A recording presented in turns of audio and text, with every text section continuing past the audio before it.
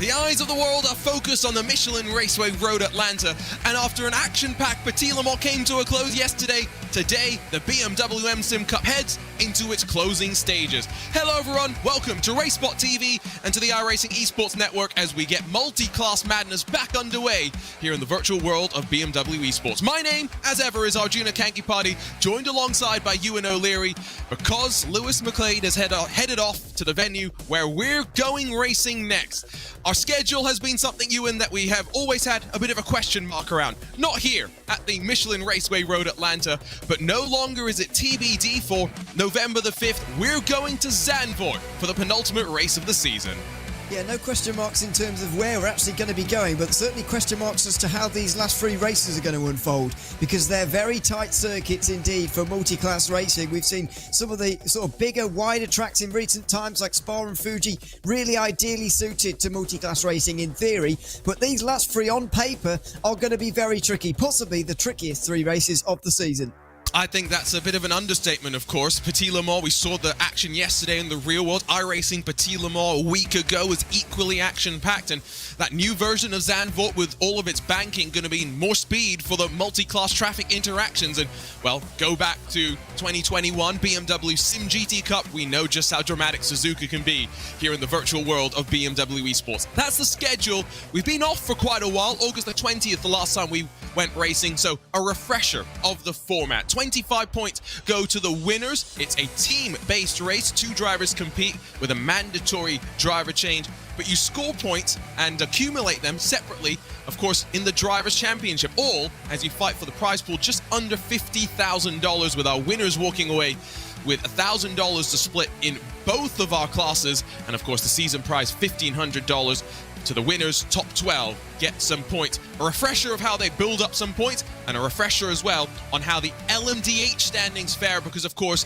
the first time that the GT machines have been welcomed with a additional car into the mix as well, and so GT3 standings important as important as well, yes, but LMDh, Ewan, has been where Urano has been so dominant. Yeah, they've been absolutely fantastic so far this season, and it's been two in a row now for Lorenzo and also Hoffman as well in that car. It's been a good season for them overall. They should be making it through at the front, but it's those further back who we're going to be very interested in, I think, and picking up the points from there, because as you can see, Patrick Wolff, for example, 10th place, only 49 points. That can be accumulated over the course of two races. Even a new team could get up there into the top 10 by the end of the season if they have a good end, of course. And I think the crucial thing as well is the fact that the Williams Esports, Marla, Fanatec crew starting to build up some points as well. Yes, Urano have 6 of their drivers in that top 10. We are seeing some of the other teams start to show their speed as well. Has not been as much Urano domination up towards the front.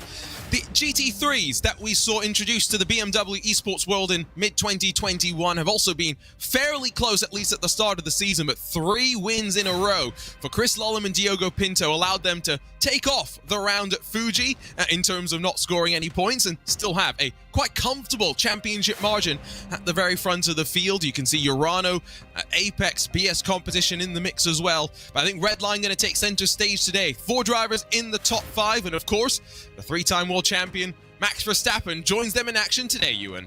Yeah, he'll be the headline name, of course, for Team Redline, but it's going to be no different in terms of the races we've seen so far. Redline have always been up there, always towards the front, and more often than not winning as well.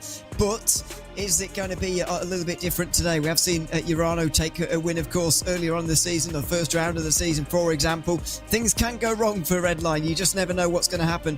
Although, yeah, they've only not won 1 out of 7 so far. So with a 3-time world champion adding to their power, I suppose, in terms of driving talent, then yeah, they're red hot favourites for today. Hard to see them not winning. A remarkable thing in terms of history as well. Round 1, Daytona traditionally been where Redline have been so dominant. Gianni Vecchio won, what, 3-4 years in a row? That was the only race they haven't won. Urano were able to break that streak. So that's a look at the point standings. Of course, everyone is familiar with the Michelin Raceway Road Atlanta. Of course, Petit Le Mans, as such a famed race now around the world. Actually opened, though, back in 1970 was this track. It wasn't until Dr. Don Panos bought it in the mid-1990s and flew his way over to Le Mans, wanted to bring a taste of it over, that we saw things really start to pick on up in GT3. Times are picking on up. 1,000th splits the BS competition and BS Turner machines on the front row of the grid. Currently, 300ths further back are the Apex Racing team. Margins in the LMDh, where qualifying's almost already done and dusted, Ewan, a lot less close. Yeah, it's 10th for Apex Racing teams. Owen Carroll at the front of the field in LMDh, but further back in GT3, it's exactly what you expect from that kind of racing. A slow out lap, slow first lap for those cars in the second class, second division, if you like, and then a faster second run. And that's what we're setting up the situation we have at the moment between BS Competition and BS Turner. Talk about teammates, running at a similar pace, 1,000ths between them. That's absolutely where they need to be. Yeah, Jaden Munoz is on a third flying lap, so this is not actually going to count in what is his second race in the Williams Esports colors. For now, just GT3 drivers, they're the ones looking to make some improvement. The Goyo Autosport car, as well as Legend Track Esports and Cadantia Racing Team make their way on through. We've got a healthy field here. 18 LMDHs, 30 GT3 machines. It's going to make for some pretty chaotic traffic. That's the expectation, at the very least. As you were mentioning, you in lap 1, a sacrifice play there for the GT3s, almost 13 seconds off for the 121. Exactly, and that's not going to be representative of where they are actually in the pace, in the pecking order, of course. And so they're going to have a faster second lap and see where they can get to. But you talk about it's slightly less close than LMDh. I mean, it's only 1/10 between the top two. But further back from that, there are a lot of smaller gaps further down the field as Quenza makes his way over the line at the moment. There's very small gaps from what, second to 9th place. There's pretty much the same gap there is between 1 and 2. So we can't really say it's exactly a really spread apart qualifying. It's just Carroll who's done a good lap, really. I think that's what you've got to put it down to. And he grabbed the pole in the iRacing Petit Mans, backing that pace up as well. In the Apex Racing Team machine has Peter Berryman that will start alongside in an Apex Racing 1 and 2. The Legend Track Esports number 18 has just crossed the line to become the very final car to punch in a qualifying time. Has not improved its position from 30th on the grid. And so as they look on the left side of the screen, as they look on timing.RaceSpotTV, qualifying done and dusted with 3 rounds left to go this season. And it's been a almost 2-month wait, Ewan, since we last went racing at Fuji for what was a quite hectic race. I think the drivers are looking forward to being back out in action here at Road Atlanta. Yeah, it's always difficult when there's a long break in the series to sort of collect your thoughts, and if you've had a bad race, then you do want the next one to come around very quickly because you kind of want to put that behind you, but a lot of teams haven't been able to do that so far, and now they will. I just fear that it could be even worse for them today because Fuji is one of those circuits that is really wide, and I think multi-class traffic works really well around there. Now, I know some races are maybe not a good example of that, but I think this circuit, could provide some more problems. We saw Petit Le Mans last weekend and everything that went on there. So that serves as a good precursor to this one, really, even though it's a bit of a different race. No LMP2s here, of course, like there were last weekend. Yes, that is a good point. One extra class removed from the mix and maybe more numbers thrown into the case for both of the other classes as a result. Qualifying done and dusted here at the Michelin Raceway Road Atlanta. And, well, once again, it's Owen Carroll. The Apex Racing team have seemingly found a new young gun in the prototype. He'll lead us to the green alongside his teammate Peter Berryman, while Nicholas Bowe was very much flying in the early stages, trying to chase down Owen Carroll. He'll have slightly better starting spot this time alongside Kio Thiago Marteau in the race clutch number 6. It's Arturo Melgar alongside Diogo Pinto in that BMW Team Redline number 20, while Josh Ladd, the winners of iRacing Petit Le Mans, Williams Esports Marla, alongside Movano and Fraser Williamson.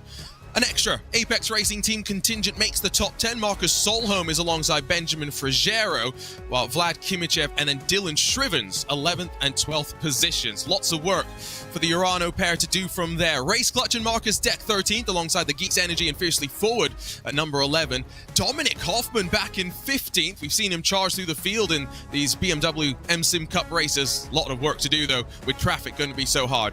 Drago Racing 619, Kira Wolf 16th. Jaden Munoz in the Williams Esports Academy colours alongside Samantha Tan Racing Esports make up the 18 LMDHs that get ready to go. And of course, 18 LMDHs, 30 GT3 machines. Boy, is it a stacked field that gets ready to go. Kornbach and Talvar for BS Competition and the split-liveried BS Turner. 1,000 splits the two of them. Have they got something magical in terms of setup to pull away from the field? Rainer Talvar, of course, dominated here.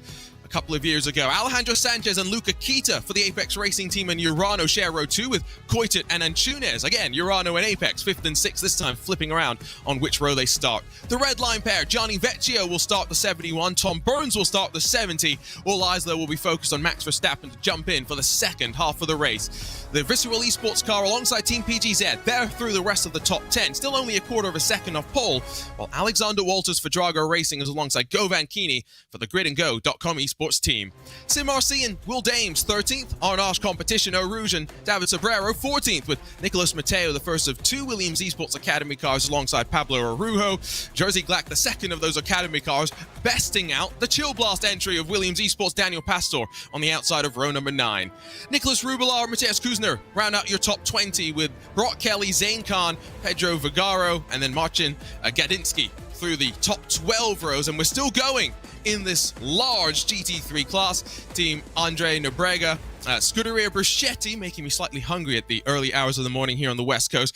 Grande Strategia Plan A, will be interesting to see what strategy that is for them, while the Genzia Racing team have a second car along with Seabao Racing team and Legend Track Esports to round out 30 GT3 machines.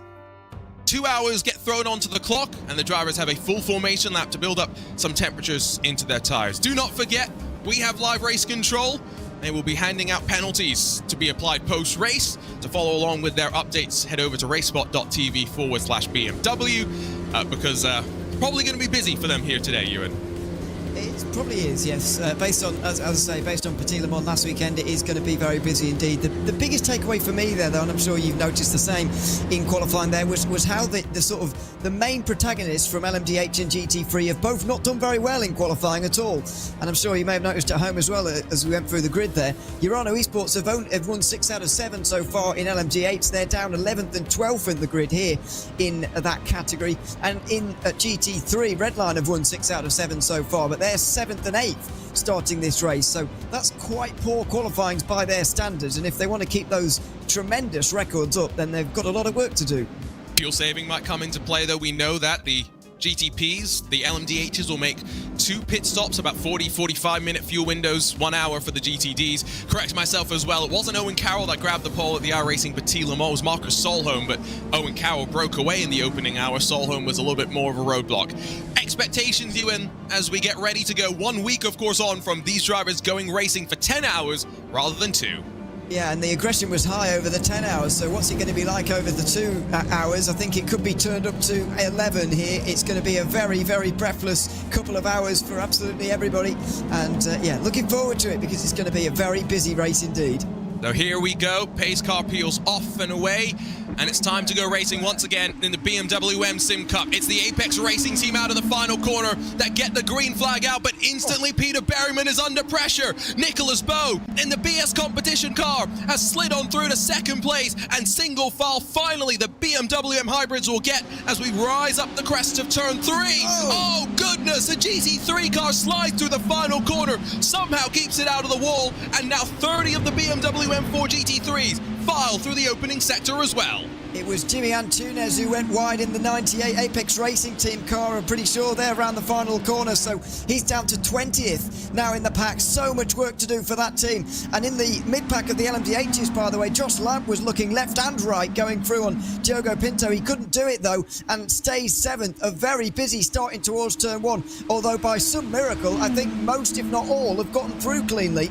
It is such a dramatic plunge out of that final corner, and the virtue of the pace car pulling off and leaving the field in control of Carroll meant that the front couple of rows did get slightly jumbled up. Look at the pressure that the Zebra puts, though, onto the 198, down under the Fox Factory Bridge and to the line for the first time of asking. 4/10 will split them further back as well. For the GT3 machines, outside of Jimmy Antunes, that was the only bit of drama that we saw. BS Competition and BS Turner holding on to their spots up towards the front. But give a shout out to GridandGo.com esports. Govan Keeney in the 002 has managed to climb up 5 spots already to 7th. We know, though, at a track like this, Ewan, just how important fuel saving can be. You might not just save 1 lap. You could save 2, 3, or maybe 4 laps if you're brave. Well, yeah, to give you an idea, the lap time's obviously well below the 70-second mark for the leaders in LMDh, and for the GT3s, it's under 80 seconds. So think about the amount of miles it is around here. It's not many. You can save laps upon laps if you do it right. But I just don't know how close the field is going to stay here in GT3 and LMDh because of the amount of traffic. The prototypes have got so many GTs to go through. 30 of them started this race. Surely the field is going to get broken apart by the amount of cars, surely, that are on the grid here today. I think I agree with you there, and that's why this first couple of laps are so important in both classes. Here's a look at the replay, and Túnez, I tell you what, we saw a couple of cars in the iRacing Petit Le Mans pancake into the wall. He would have been scared that the race was over before it even started. Lost 11 positions through all of that, but most importantly, car is in one piece and keeps it in the straight and narrow. GT3s, though, look at the conga line that now extends all the way back effectively to 18th position. We have maybe 3 laps at most before the traffic, though, starts to be a factor. Exactly, it's not a long circuit, as you just said, so that means that it's sort of less time to catch to the back of the crocodile as well, which is going to be a problem for those leaders in LMDh. Apex Racing Team no longer with their 1-2, of course, as we look at Dimian Túnez on board.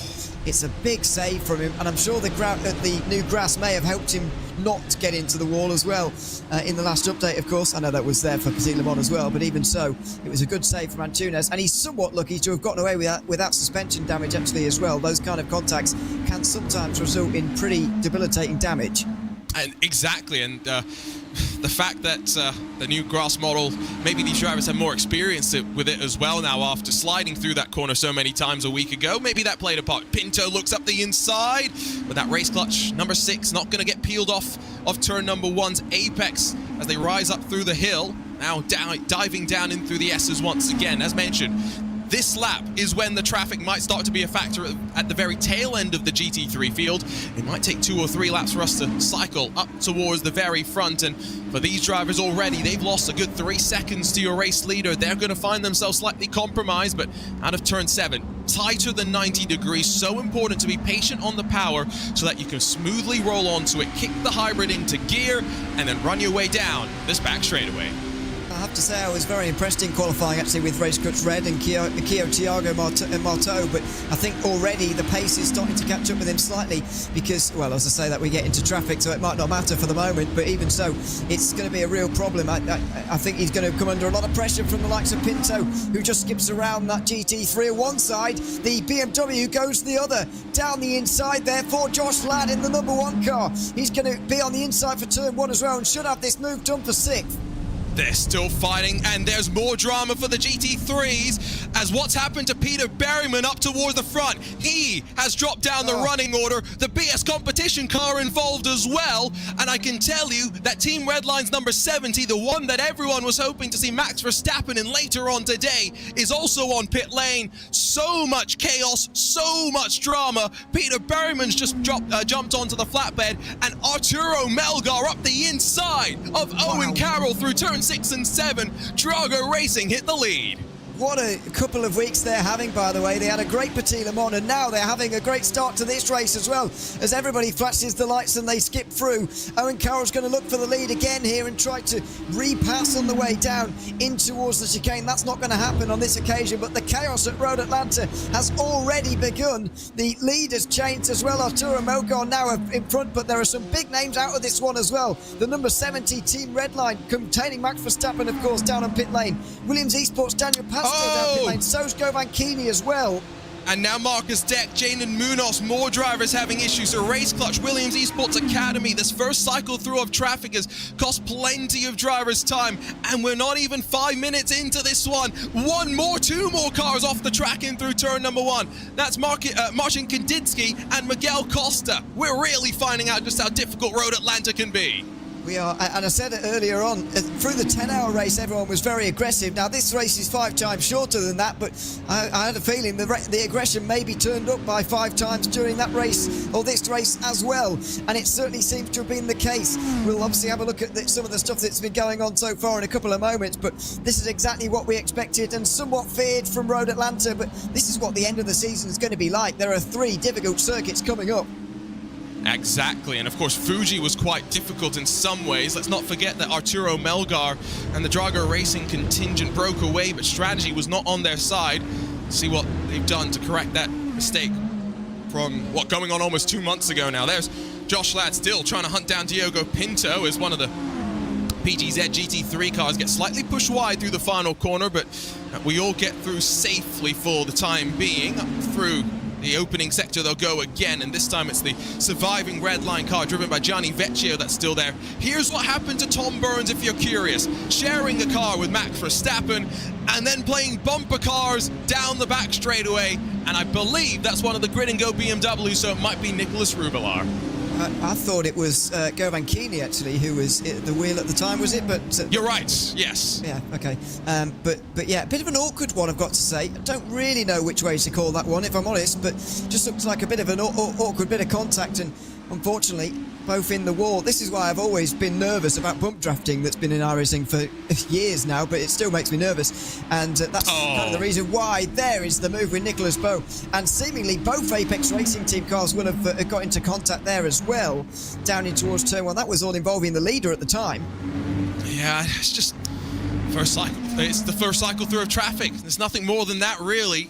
I don't think you're going to be able to place the incident responsibility for the incident on any one car in particular. Be interesting what race control's going to think. They've got plenty to work their way through. And I don't think technically we're completely done with the traffic, at least for the tail end of the LMDh field and the front of the GT3s. They are very slowly starting to filter their way on through, and it has meant separations now building. Not sure if this is once again strategy playing out, because Owen Carroll in that 198 has allowed Arturo Melgar to break away 3.5 seconds. Here's a look on board with Peter Berryman as Nicholas Bowe just does a pirouette. Well, yeah, it was a slowing, I think, from Owen Carroll as he got down the inside of one of the GT3s who moved out the way at the very last moment. And in the end, Bowe wasn't quite expecting the slowdown that Carroll sort of put on through turn one. Then Berryman had no chance to react either and got really quite tremendous suspension damage as a result as well. As there's a pass for second place. I think that 198 might be damaged. I think it might be damaged for Owen Carroll. He got hit in the rear by Nicholas Bowe, and I just wonder whether he's struggling right now, because he's not only been overtaken by Arturo Melgar, but Marteau's gone through, and he's now 4 seconds off the lead within 10 minutes. But again, goes back to fuel saving. Is that potentially it? Don't want to discount damage as well, but the car, at least visually, looks okay.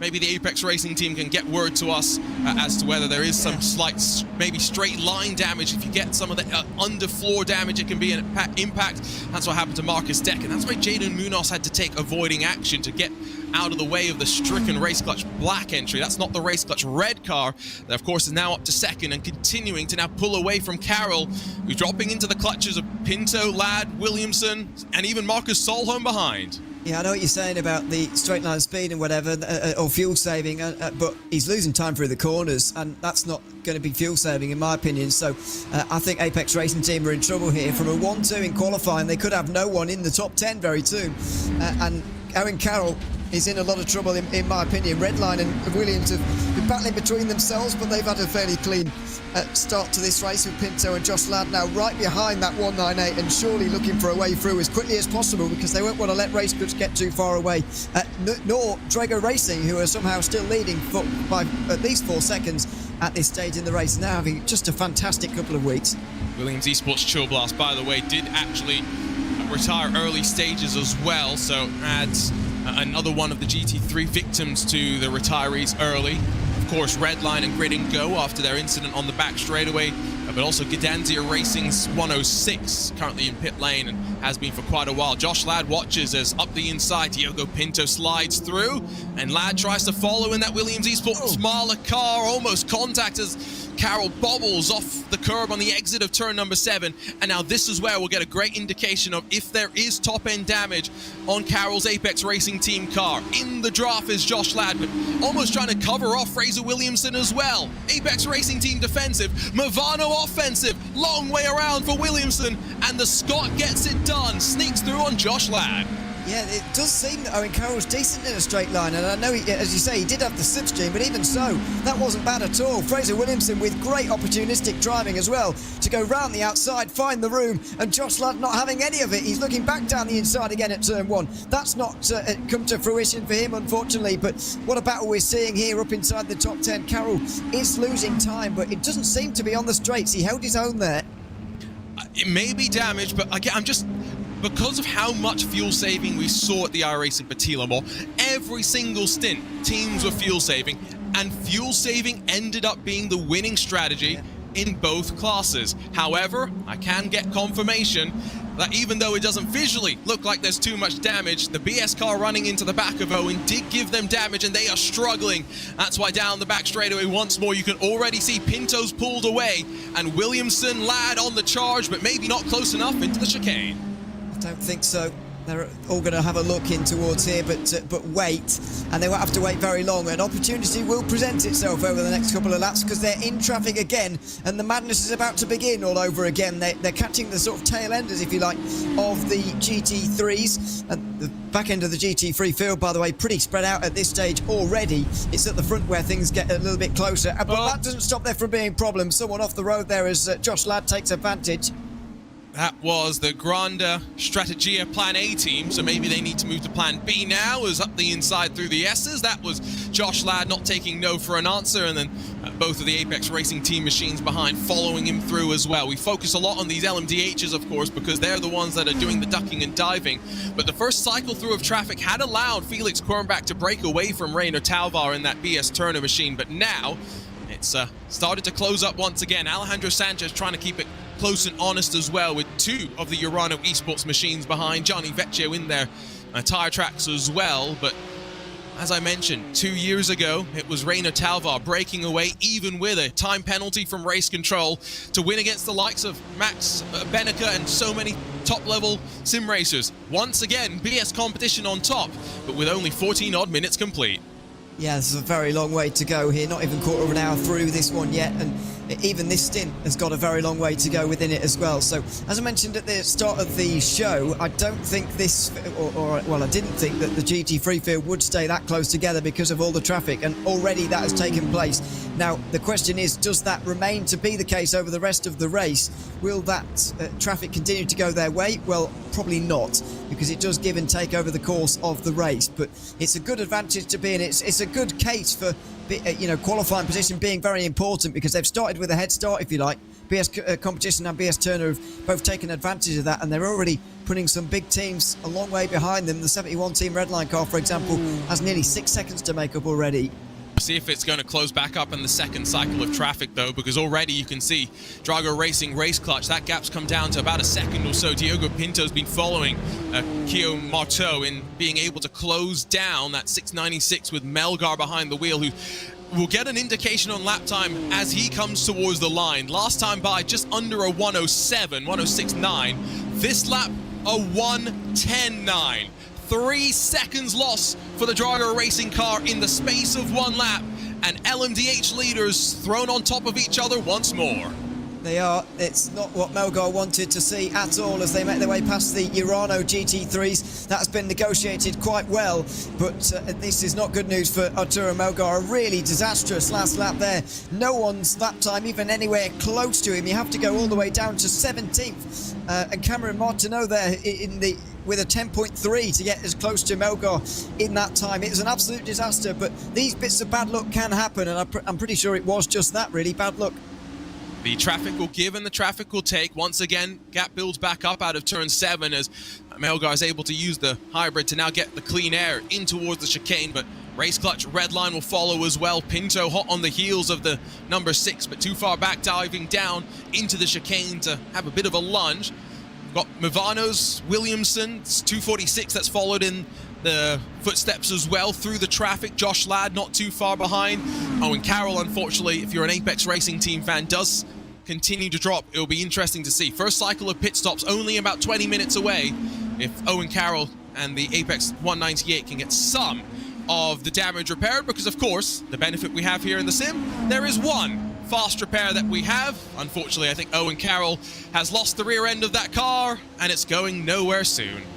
Well, we can no longer argue there's no visual damage. There is now. That's going to affect them quite a lot more, though, unfortunately. And yeah, as you said, they would have had a chance to get back into it with a fast repair and you know, a pit stop in only 20 minutes time. They may have found themselves, you know, 20-30 seconds off the lead, but at least they'd still be in the race with a chance of some points at the end of the day. But they haven't got any chance now, I wouldn't say. They're already out of this one pretty much. And what an attritional start to this race it has been. We're approaching 10 cars with damage already out there on the circuit.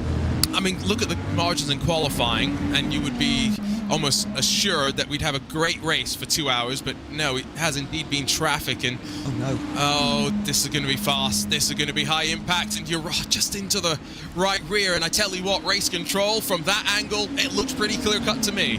It does look very clear-cut, unfortunately, for the team that have won 6 out of 7 so far. Urano have made their lives a bit more difficult with that incident right there. The reason why I was wincing there, I thought they were going to take out their teammates in GT3 as well, Apex there, but they didn't, thankfully. So they've still got cards to play up in that class. But yeah, pretty clear-cut from the looks of that one to me, and just making a bad day worse within 20 minutes, unfortunately, for Apex Racing Team. I think part of that was maybe Carroll doing a bit of fuel saving, maybe trying to also get a better run out of turn 1, where the earlier you get on power, the better it is, because uphill climb.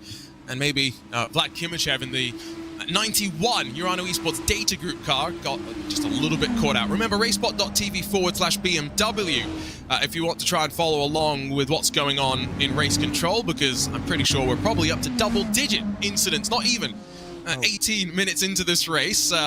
I'm sure there's plenty that we haven't even seen on screen that the drivers have been talking about in the virtual paddock. As we flick back over to the GT3, say hello Alejandro Sanchez to a bunch of tow, as the Apex Racing Team number 99 has joined the 3-car train for the lead. I think we reached double figures a long time ago in terms of incidents, if I'm honest with you, down on in the stewards. But they'll have a lot to work through for this one, but that's nothing unexpected. There is Alejandro Sanchez on the right-hand side, doing a good job to sort of get with the BS competition and Turner cars just up in front here, because when you've got two teammates working together like that, it can be sometimes difficult. If you give them a bit of a gap, they can just push that home all the way. But Sanchez has got with them, and he's right there in contention all over again. Was a big part of their Petit Le Mans winning team of 2022. No, Apex Racing Team didn't have such a good time in GT3 this season in Petit Le Mans. However, even so, they've won it in the past, and Sanchez knows his way around here, certainly. He's on the back of those guys. We've got 3 for the lead, but once again, I'm wondering how long that's going to remain the case because of the traffic and the amount of stuff that we've seen happening so far. Alejandro Sanchez paired up with Salva Talens, both former MSI Esports drivers. It was Sanchez that left the stable first to join up with the Apex Racing Team in the World Championship ladder. And then a couple of years, maybe a year later, Sanchez brought Towlins into the fold as well, and both have been fine additions to a rapidly growing Apex Racing Team as they expand their horizons beyond just their typical iRacing competitions. They've increasingly got more drivers, and of course, look at the number of cars that we had entered from them in the LMDh class here today. 3 in the top 10. They all very much had plenty of potential. Sam Koicha got in front of Luka Kita, by the way. Urano swap around for 4th position in GT3s, but back up towards the front of LMDh. Still pretty close, and your eyes do not deceive you. It's 5 within 2.5 seconds. Josh Ladd has been able to close on the likes of Williamson, Pinto, Marto, and Melgar, and still diving through traffic we go. Traffic's going to be quite relentless from this point forward, you'd have to think. Diogo Pinto tries to take advantage out of the final corner to the line. The race clutch car going defensive to turn 1. Good straight line speed on that race clutch car though, Marto, using that to perfection to stay ahead of Pinto, and now it's going to be up to the red line driver to sort of catch up through this section, through the S's, over the top of the hill at 2 and 3, then down the hill. And what dives are going to be made here? A very late one is the answer to that, and Pinto is just going to weave around the BMW as well on the run down towards the left-hander at the end. So that was all very close, and in the background as well, Josh Ladd has his hands full. There was contact without a shadow of a doubt between Ladd and Williamson in through turn 5 and more through turn 6. Somehow, both of them hold on. Josh Ladd, winner at the iRacing Petit Le Mans 7 days ago, full of confidence, bullies his way past Williamson. And there's damage there. I think something about Williamson's car doesn't look quite right to me at the moment. I think there must be damage after that bit of side-to-side contact on the way in towards turn 7. The sort of tight right-hander, if you like, before the back straight. And yeah, Williamson for me has got damage there. I don't think it will send him in the pit lane, but I think it will cost him quite a lot of time. I can't tell you what it is for the moment, but something just doesn't quite look right with that car. See if we can get word. Always interesting as well, that shot that we got into turn 1. Look at them flick to the left as they flick to the right. There's the first bit of contact. Right, rear and left front. Relatively minor, but then, it's a bit more major, the second bit of contact that they have. And Owen Carroll got the shove to the rear that gave him the damage. I wonder how much more sensitive the sides are, given that's where aerodynamics, all the aero has to flow. Yeah, the reason I was wincing there through turn 1 was because Williamson had his hands full completely. He was using a lot of opposite lock around that corner, and in a car like this one, a downforce car like this, you don't want to be doing that at all. And so I think there is pretty severe damage after that bit of side-to-side contact, and maybe even that front left to rear right contact as well out of turn 5 could have been a reason for some of the damage as well, because that part of the car can be pretty sensitive, well, for a lot of cars, in fact. So that, unfortunately, may well spell the end of Movano's day in terms of a top 5 result, maybe, because they're more than 3 seconds apart as the leaders, the top 4, get very close. In fact, they were as close as a second and a half apart before this little clump of traffic. Now into the meat of the GT3s once again. Like we said, it is pretty relentless, and race clutch almost run into the back of the 119 PGZ machine driven by Lewis Woods, and then shoved wide down through the S's. That was Redline and Gianni Vecchio, who I'm sure is going to be saying some choice words over on the Team Redline stream on Twitch. Yeah, Pinto pushed Vecchio off there in towards the S's as he tried to follow through the race clutch car, and Vecchio may even, well, no, he's not got damage, he just runs slightly wide. There, Urano go down the inside. That was pretty close. They've all gotten away with that. Yeah, Vecchio going to be especially furious, I'm afraid, with that result, because it was his teammate after all, and that has got to be the most disappointing part of it as they make their way down the back straight now. He will hold on to 7th here, but he's lost a bit of time again as a result, and he's now nearly 10 seconds off the lead already. And so take a look from up above. You can see the race clutch car throws it up the inside, and Pinto, Diogo, I've got to wonder what the debrief's going to be like. And then Gianni rejoining the track fortunately doesn't run into the Williams Esports Marla car, because that could have set off its own little chain reaction. You can see the margin that now Vecchio has to close, almost 2 and a bit seconds up to Lewis Woods, the next margin. Pinto, through all of that though, built up the buffer to Josh Ladd. So now Josh Ladd has to find 3 odd seconds to close back in. That's the difference one of those decisions can make in traffic. And sometimes it's not always decisions, is it? It's sometimes just a bit of bad luck as well. That's the frustrating thing about these races. Sometimes when you don't have a lot of time to make gaps up again, it's very frustrating to find yourself a few seconds apart. And there is Josh Ladd just in the background, wishing he was part of this top 3 battle, which is now the fight for the lead. Arturo Melgar still leading. Thiago Marteau and Diogo Pinto just behind. And a bit of clean air for once. A clean second half to this lap at the very least. Fraser Williamson maybe does have damage. Marcus Solholm has just gotten past in the 197, but Gianni Vecchio, as a result of all of that chaos, now finds himself leading what I think is almost a...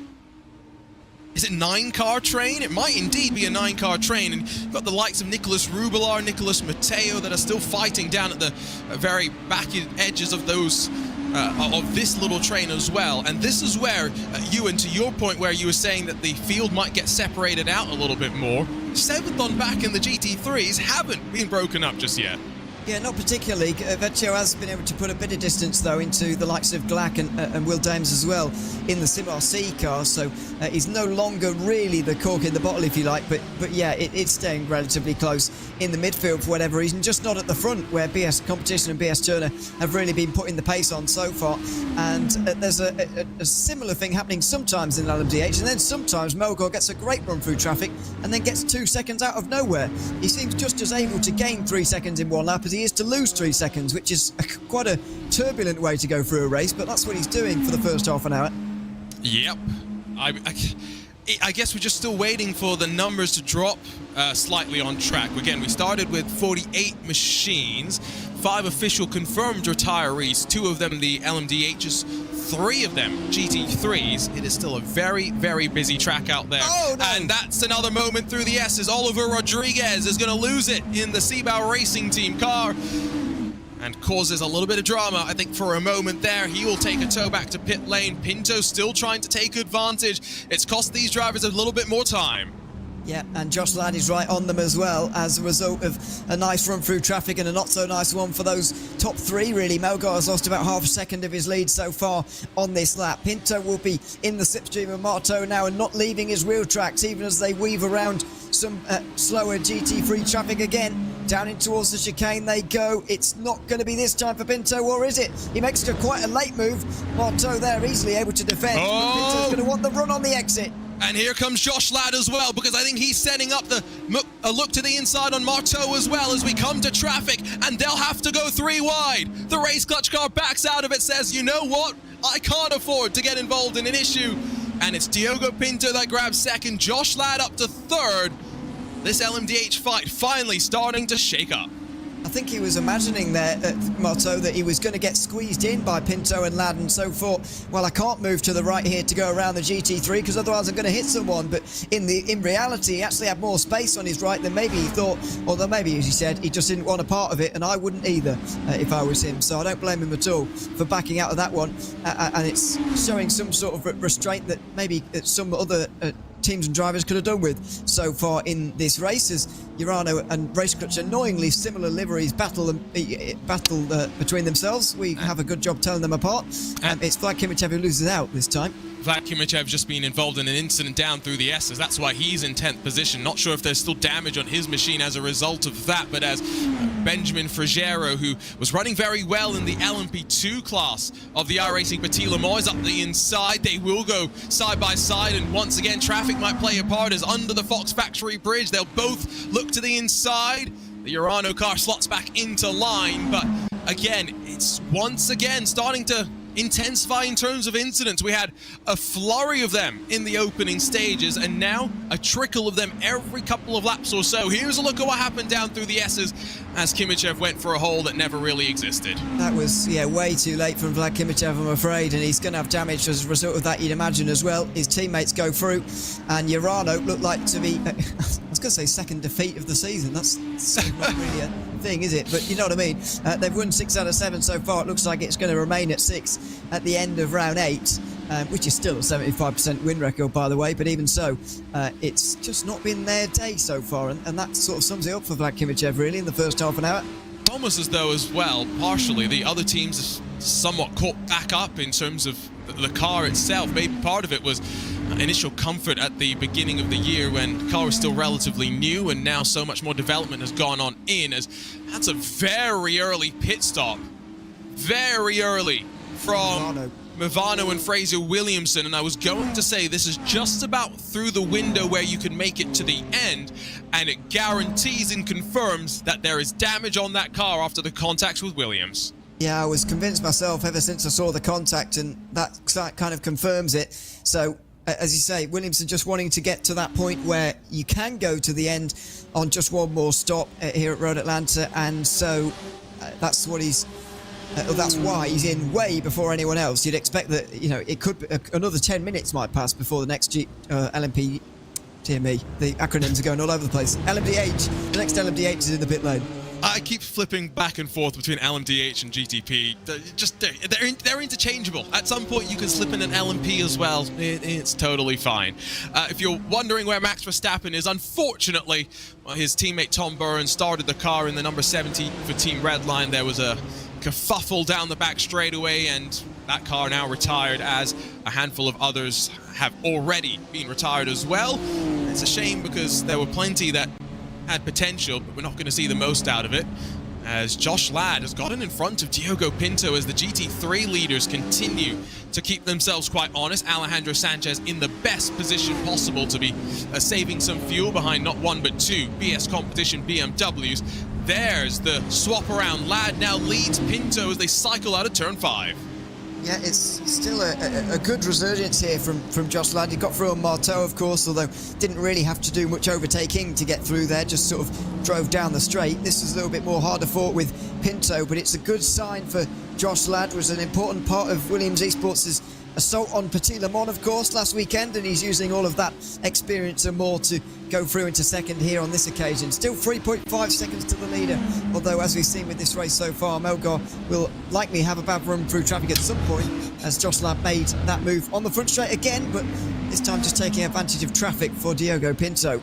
Three wide a couple of times there. I gotta say, good patience from all parties. GT3, LMDh to navigate through that safely, and then through the S's, Pinto gets through fine. No such dramas like he had with his teammate Gianni Vecchio a handful of laps ago. As Vlad Kimichev will be the next, by the way, to come down to pit lane in the LMDh class. Not sure if there's potentially some more race control interventions to come as well, but again, RaceSpot.tv/BMW if you want to be up to date with the penalties as soon as they go live. Up on the jacks goes the Urano Esports machine, tires going onto that car as well. This Michelin Raceway Road Atlanta is of course known for cars going around it, but you and I know you love some cycling. How would you fancy cycling around Road Atlanta? Well, it'd be quite hard work, I've got to say. It's not the flattest circuit I've ever seen. Well, I guess it would be all right, wouldn't it? But it would be hard work, as I say. Would you rather go through it the regular direction down through the final corner, or would you rather go the opposite direction? Is it going to make much difference? I don't know, really. It's pretty uphill both ways, so I'd go around the right way because it would feel wrong going the wrong way. See, that is the correct answer. Unfortunately, they hosted a stage of the Tour de Georgia here, and then they ran the track in reverse, so a little bit unfortunate there. As we take a look at the split look now as we head off into a pit stop cycle, drivers filtering up through the S's as the leaders, of course, now start to close on each other once again. GTD leaders are going to see Urano and Race Clutch slipping on past them down in through the S's. Haven't talked much about GT3 30 minutes into the race, so let's change that right now. Still BS Competition leading from the Apex Racing team. How are you feeling in terms of the balance right now of strategy, Ewan? Who's in the best position possible right here? Well, it's difficult to say so early on. I think at this point, as I said earlier on, the qualifying positions are quite underrated as a medium for getting a good result here, because the head start through traffic is really helpful. So I think inevitably, and this goes for both classes, to be honest, those who are at the front right now are likely to be in the best position purely because we've not seen any pit stops yet, and the fact they've got a head start on the rest as well. Now, that's not saying that those behind can't catch up, of course, and that goes for both as well, but even I just fancy those who are at the front right now because of the way that the traffic works and the way that happens. So yeah, the leaders on the road right now are, for me the favourites. It's going to be difficult to catch up. As I said earlier, those who are outside the top 5 in GT3 at the moment are nearly 10 seconds off the lead already. Yeah, no, we're closing in on the stage as well, where those behind are running out of opportunities to close before the second driver jumps into the car, which is definitely an important point. This is the battle heading down the back straightaway that involves the likes of Diogo Pinto, of course. They've got traffic to contend with as well, and so as the Drago racing car heads down into the chicane, it's 3 at the front, split by half a second. Very close, and as I said earlier, Melgar got out to a big lead, but it's all come back again, and all pretty much in one lap, to be honest. Diogo Pinto, for example, on the last lap gained about 1.8 seconds or so. On that next lap, it's another half a second for both Josh Ladd and Diogo Pinto inside the top 3. So we've now got a battle for the race lead, but Melgar seems to be able to slip through traffic like a paper through a door, if you like. He just gets through without losing any time sometimes and races out to a 3-second lead all over again. So who knows what's going to happen here. Heading off in towards turn 6, cambered in. Diogo Pinto gives us a great perspective of just how much speed you can carry in, and then straddle the curb on the entry into turn 7, clip the inside, straighten out the steering, and then back onto the power. We know you can go as long as 45 odd minutes. The question will be, who goes the longest, who decides to be a little bit more conservative on the fuel? Let's listen to Pinto. You can hear a little bit of saving there. Yep. Just a little lift off on the way down the hill there, and that's one of the big advantages at Road Atlanta. That big braking zone, that big stop in towards the chicane, the downhill run. It really helps you to lift off on the way in. Drago Racing with not a great run through the last sector there, but Melgar will hang on again. So still free for the lead, but is it an optimal overtaking opportunity coming up, or an optimal fuel saving opportunity coming up here for these two behind? What are they going to do? Oh, it's uncomfortably close as they head down through the S's. And was that Johnny Vecchio again who got a little bit scared in one of those BMW GT3 machines? It very well could have been. It was such a fuel-saving strategy at Fuji that we saw play out. Drago Racing, the ones that were pulling away at the front. This is very, very different now. And the fact that they've been closed does tend to indicate that we are all somewhat on the same strategies. Thiago Marto has lost a bit of ground, but not too much time. Urano's Dominic Hoffman through all of this. Ewan, only 5.5 seconds off of the lead. The stealthiest of the Urano Esports cars, you've got to say, in the number 90. Vlad Kimichev's car has been all over the place so far, but Dominic Hoffman's been doing a good job staying away from our camera screens, which is probably a good thing. And he's now inside the top 5, lurking for maybe a race win here. We know how experienced Urano are in this car, how much racing they've done in it, and how much they've benefited from that. They've had a great season so far. They're not out of this by any means. By the way, that's not the car just in the background. You can see that's their teammates already a lap down after their stop. It is a bit confusing with the number of team cars that we have for some of these outfits to try and figure out which is which, and they don't all make it easy for us by adding distinguishing features onto their machines. Next time by, it will, I think, in my opinion, open up the window, because you would come in with 40 minutes complete in this race. Maybe Arturo Melgar might be the first to come on in, but heading off into traffic once more, these teams, not just the drivers, but their engineers behind the scenes, the spotters that are looking around the track, will they recognize that there's an opportunity to come in and maybe avoid getting stuck behind some of this traffic? Pit stops around 30-odd seconds, 35 seconds, the expected bench mode. And there goes Melgar, as I was thinking. Traffic looks quite hectic. The 696 dips off to pit road. This, for me, is an underrated feature, by the way, of multi-class racing. Deciding when you pit to avoid traffic. I think it's a really key component. Already, Pinto has lost over a second to Josh Ladd while he was on the tail of him, going over the line even. And that was only through turn 1. Now through the S's, Pinto's going to lose even more time, although Josh Ladd's not exactly clear of traffic either. This is a good call from Melgar, in my opinion. He could end up with holding on to the lead, maybe even a bigger lead than he had when he went into the pit lane. It might mean a couple of extra seconds at the end of the race in pit lane, but if it's crucial track position now, could that be the difference? It is a driver change, not for Race Clutch Red, who leave Marteau in the car, but instead, Jaden Ladick takes over from Arturo Melgar, who did, I think, exactly what he needed to in the opening stint of the race, and now the young Ladick going to be given the task to try and build up temperature in the Michelin tires once more, and then hope to get a bit of an undercut. 2.5 seconds, though, plus, between Josh Ladd and Diogo Pinto. That's what traffic has done. The Williams Esports Marla car stays out there, as peeling off the lane, Drago Racing with a rather lengthy stop, 43.7 seconds. They'll come out behind Race Clutch and Thiago Marto. Yeah, so changes in the pit stops, and we're going to see some more as well as we go through with all of this in a few moments' time. You can't imagine it's going to be very long. We're 40 minutes into this race already. Now for the LMDhs, they can't go much further than that. So we are going to see some changes here over the course of those stops. Josh Ladd now with 3 seconds, by the way, over Diogo Pinto. This is exactly why Melgar decided to come in with Drago Racing. The traffic you can encounter, or could have encountered there, was absolutely horrific, and it was for Redline. Redline didn't come in. In fact, no one came in on that last lap, so they've all decided, you know what, we've got stuck in this traffic, we might as well make it count. Ladd has now officially gone and passed the GT3 leaders. You can see there is still some more traffic up ahead. Doesn't mean that the traffic is done with him. 40 minutes officially complete with the race, officially through the window where traditionally we'd see these cars coming in, but after a fuel-saving strategy saw them grab victory in the iRacing Petit Le Mans as expected. Josh Ladd and Williams Esports Marla team continue to just trundle around, continue to extend their lead up towards the front. If you're curious what the lap times are for Kyo Marto and Jaden Ladick in the Drago and the Race Clutch car as well, we'll get you a sense next time at the line. But the important thing I think Ewan is going to be the fact that they are loaded up with fuel.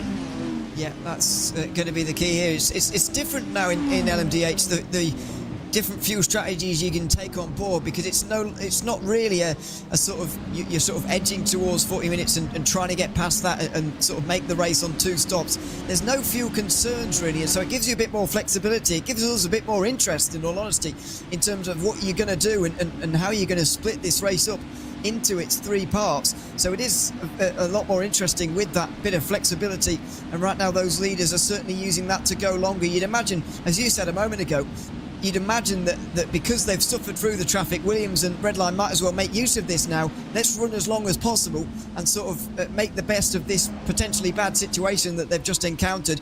And there's a bit of motivation for you as well. Williams right behind Drago Racing on the road, nearly putting them a lap down. Yeah, your eyes don't deceive you. That is the cost of a pit stop here, more than 60 full seconds. And it's not an easy pit entry, as we might very well get to talk about at some point today. GT3 leaders still separated by about 0.6 of a second across 3 machines. Sanchez still trails Talvar and Quirmbach. Now, driver lineups. Let's talk through that, because so often at this level of sim racing, we say that these drivers are split by hundreds, if not thousands of a second. And for the most part, yes, that is true. But from track to track, you will always find maybe one driver's quicker than another in the car. Talon's, of course, paired up with Sanchez. We've talked about the 2 of them. Felix Quirmbach's going to be paired up with Oskari Rene, while Rainer Talvar paired up with the driver that he saw victory with in the BMW Sim GT Cup going on a couple of years ago now at this very track. It's Rainer Talvar and Phil Denez. What a lethal combo that is. Yeah, and it's going to be about the sort of second drivers, in my opinion. It's not a lot's going to happen here for the remainder between these 3 in the first hour. I wouldn't say, barring a big incident and a big crash for one of them, of course. That would put them out, of course. But it's about the second drivers of the pairings, in my opinion. That's where the race is really going to come down to, because I don't really see a way under normal driving these 3 get separated. Even Sanchez hanging on to the back of the 2 teammates in front. I don't see how he loses the draft here in this group, barring a big accident. So it's about the second drivers, and they've all got talented second pairings as well. So it's difficult to choose between them at the moment. Hard to know where this race is going to go in GT3. Well, and let's not forget as well that there are plenty of ways that you can lose track and time in these races. Alejandro Sanchez won't like me bringing this back up, but cycle back 2022, start of the BMW Sim Cup at Daytona. It was 2 Redline GT3s breaking away, Sanchez trying to keep the Apex Racing team in it. And what did he do in the pit cycle? Slid through his box and slightly cost himself and his team a little bit of time. That was not ideal. What's also not ideal, I think, if you're Drago Racing, is the fact that Jaden Leydig is getting caught by Josh Ladd. The traffic's not helping out the Drago car. I don't think this is fuel. I don't think this is tires or anything. This is more just the way that this cycle has played out so far. Josh Ladd has yet to come down pit lane and currently looks very, very comfortable. Well, we said Drago Racing were trying to avoid the traffic by pitting, but if you're going to lose a lap, then maybe you're not avoiding that much traffic at all anyway. So it's an interesting call from them. Although you say fuel not really a factor, I think personally the fact that Leydig is a lot heavier on fuel right now than Ladd probably is playing a little bit of a role in this one. Ladd will be a lot lighter at this stage in the race and will probably put Leydig a lap down now, although may well go into the pit lane right in front of him immediately afterwards, not willing to save fuel behind him, instead going to go through because he is on the lower fuel and needs to make use of his speed at this end of the stint. That's exactly what he has done, although he may see himself into the pit lane. No, carries on one more past 45 minutes. Don't forget, though, that when we're talking about losing a lap, we're losing a lap to LMDh runners, not losing a lap to the GT3 drivers that are going on a full 10 seconds slower per lap for every transit around this wonderful up and down roller coaster at the Michelin Raceway Road Atlanta. And what a rich history that we've seen. Of course, as mentioned, opened back in 1970, where a Porsche 908-02 actually won the very first race here, but went into bankruptcy back in 1993. And when Dr. Don Panos bought it in 1996, I think little could he imagine what a motorsports mecca this place has really turned into. Fans from around the globe not just turning their attention to this little slice of heaven in Braselton, Georgia this weekend, but plenty flocked to the track as well. And this weekend was not as cold as some of the previous runnings of Petit Le Mans that we've seen. although there's not been favorable conditions by any means, and that's reflected in the virtual world as well. 18 degrees Celsius air temperature, 30 degrees track temperature, which is pretty cool conditions, and it means for Josh Ladd, after 46 minutes out on track, a nice tidy pit lane entry, and a well-executed fuel-saving stint. Yeah, nice stint to go 46 minutes here, and if he wants to run that again, then he'll pit with less than half an hour to go, and that is going to be a shorter stop than potentially Drago Racing are going to have at the end of the day. It's going to be somewhat about those pit stop times when we get to that at the end of the race, as it's awkward on the way out for one of the Urano cars as Diogo Pinto makes his way in. We turn our attention to Jaden Leydig and whether he can get back in front of Josh Ladd, who was really pulling away at the end of that stint. This is an interesting call, though. We are expecting a short stop in potentially now from Josh Ladd and the Williams Esports Marla team, but if he's not getting out this time, it implies they're going to take the short stop now. And indeed, 28.2 seconds. Josh Ladd rolls compares to a 43.7 second stop for Jaden Leydig. Remember, that will get flipped around when Josh Ladd has to do a driver change to hand over that car to his teammate. Does mean now Dominic Hoffman also following on the short stint strategy. Diogo Pinto's gone long and is staying in the car. Well, that is interesting.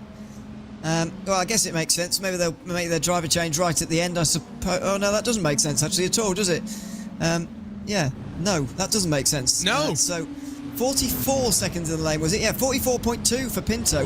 A very long stop, but also staying in the car. So that's unlike anyone else. For all the others who have made long stops, by the way, and to be fair, his is one of the longest, if not the longest, of most drivers. Leydig's it was even shorter than his, despite having a driver change. So you don't suppose they meant to driver change there and just didn't? No, that's the case. That can't, surely not. Surely not red line. That sounds like something I would do, not red line. Yeah, that sounds like something a certain Formula 1 team would do in terms of tyres and whatnot. But besides the point, there's an aggressive defense as they work past some of the GT3 traffic, and Diogo Pinto was having none of it. Slid past both the BS Competition and the BS Turner machines, and now BS Turner's number 96, Rainer Talvar, has run off the track. Oh goodness, we were just talking about how strong they were looking. Yeah, and I said that it would take a big crash for something like that to break the front three apart, and that's exactly what has happened. Wasn't trying to tempt fate or anything, but unfortunately it has been tempted for Rainer Talvar, and he's down to 5th place behind the two Urano cars, now 3rd and 4th in this race. A disaster really for BS Turner. The saving grace, it looks like they are not damaged. They're not damaged and not... I don't want to say that far off of the lead. They've now lost a good 7 odd seconds, so they have lost enough time as a result of that. And I don't even feel like from the pictures that we saw, that wasn't Pinto getting involved, and there wasn't a GTP that was close as well. Was that contact between teammates? Let's find out right now. From up above, Sanchez is a little bit farther. It's not Sanchez, rather. That is Sanchez. It's not teammates. It is. That was certainly Sanchez, and he had a lot of time to lift off the throttle and back out of that as well. So I'd imagine he'll find himself in trouble, because he did just drove straight into the back of Rainer Talvar, spinning him around.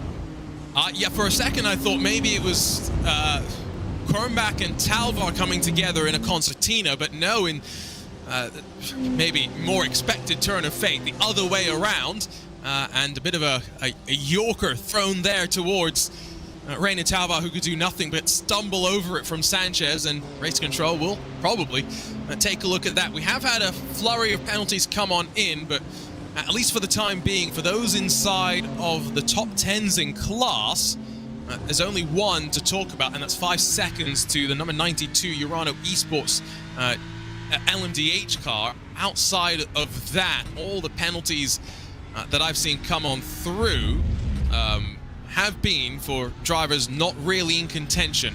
And I say not in contention because BS Competition do have a 20-second penalty from the incident that took Owen Carroll and Peter Berryman as casualties with damage. But crucially, Ewan, they are scored in second, but still owe us a pit stop. They came in very, very early to repair some damage. They did, and it was only an 8 seconds pit stop anyway, so That was a long time ago now, nearly 40 laps ago. Bo is going to be out of the way and presumably making 3 stops today rather than 2. That's going to send them a long way back. But what it does do is basically give Josh Ladd an 18-second lead, which is quite large for this stage in the race. Now, his pit stop was the shortest of anyone inside the top 9. Jaden Munoz is the only other driver to have a shorter stop, and that's the Williams Esports Academy car down in 10th place. So all the others will have shorter pit stops at the end here. It's just a case of, can Josh Ladd get a gap that means he'll keep the lead at the end of those pit stops. Now, I think he's got the pace to do that in the number 1 car. I agree there's the pace. There's so many different strategies that are going on right now. We are going to end... This is the thing. We are going to end up seeing Josh Ladd in no later than, what, 45-ish minutes to go in this race? Maybe 40 minutes if he's able to push it just a little bit longer than that. However, I don't know. It's about the question is, how short will the stops be for the others? I guess as well, I've just realized Drago Racing and Jaden Ladick getting stuck in some dirty air, let's put it. Behind Urano Esports' 92, behind Redline, behind the 197 for the Apex Racing team. Not necessarily in the clean air that they enjoyed at the start. No, it's a very different feel to this at the moment for those in this pack, and it's a big group actually, isn't it, really, in this LMDh field. From Marcus Sohm down to Jaden Munoz, it's 5 cars in a train, really, and they're all a long way off the lead for the moment. In fact, it really is very close from 2nd down to 10th or 11th. After the leader, Josh Ladd just has a really, really big lead. The rest of the field still very much up for grabs. Yep, and again, just remember that number 89, not really in contention on strategy, also not in contention with that 20-second penalty that will be applied post-race.